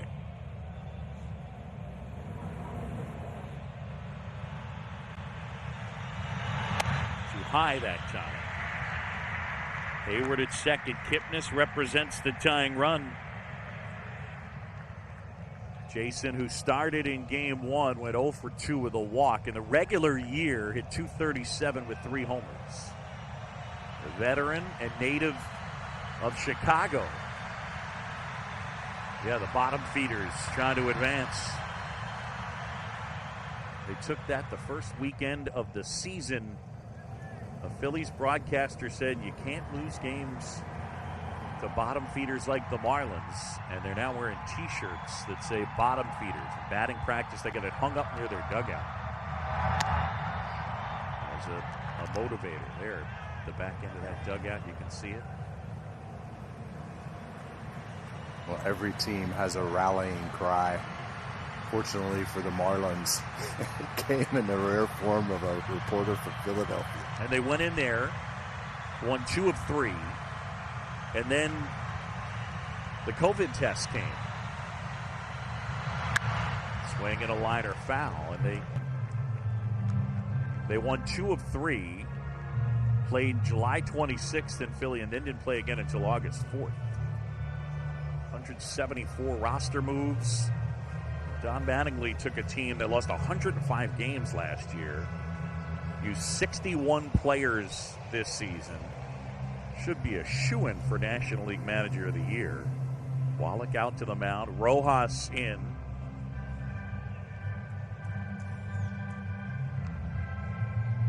Marlins bullpen has been excellent. Sixto Sanchez, 5 shutout. The Braves would be next for the Marlins. Don Mattingly's team 1 out away.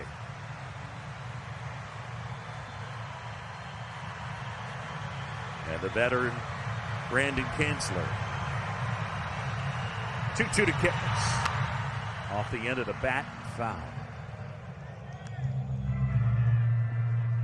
Tried a little something different there. Kipnis was cheating on the sinker inside, rifled it foul a pitch or two ago.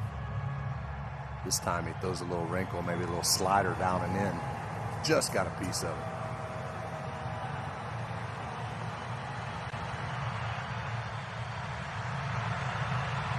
Two and two. Kinsler deals. Swing and a miss. Got him, and it's over. And the Marlins are headed to the division series as they beat the Cubs. 2-0 the final here. And they advance to the DS. Yeah, the bottom feeders, they're moving on. Don Mattingly's group, they go into Wrigley Field and sweep the quick 2 out of 3 series. 5-1 in the opener, 2-0. And that dominant starting pitching, sensational again today. Congratulations to the Miami Marlins. James Rowson and Don Mattingly sharing a moment. And for the Cubs, the story remains the same. Since winning it all in 16, the Bats going quiet in the playoffs. They've lost 9 of their last 13 postseason games. Celebration for Miami. Chad Wallach enjoying himself. Garrett Cooper hit the big homer. And the bullpen was great. Boxberger, Blyer, Garcia, and Kinsler, 4 scoreless.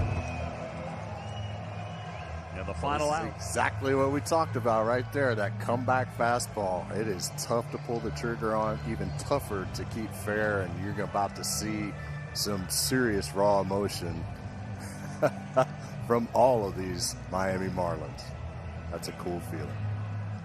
I want to say thanks to our producer, Scott Gustafson, director Chuck Cicerello, and graphics, Andrew Suarez, Stacy Toy, and Greg Baroud in Chicago. Great work by both Mike Leary and Mike Fox. Thanks, fellas. Ivan Sokolsky on stats. Was a lot of fun. Appreciate the people here in Bristol putting in the hard work. The Marlins are moving on. The Marlins and the Braves. Yeah, that's what's coming up. And speaking of coming up tonight, 7 Eastern, Cardinals and Padres. The winner will get the Dodgers. Thanks for watching the 2020 National League Wild Card Series presented by Hankook Tire. Marlins win it 2-0. They're moving on. For Chipper Jones, Jesse Rogers, and our entire crew, I'm John Shambi. Thanks for watching Major League Baseball on ESPN. Up next, it is PTI.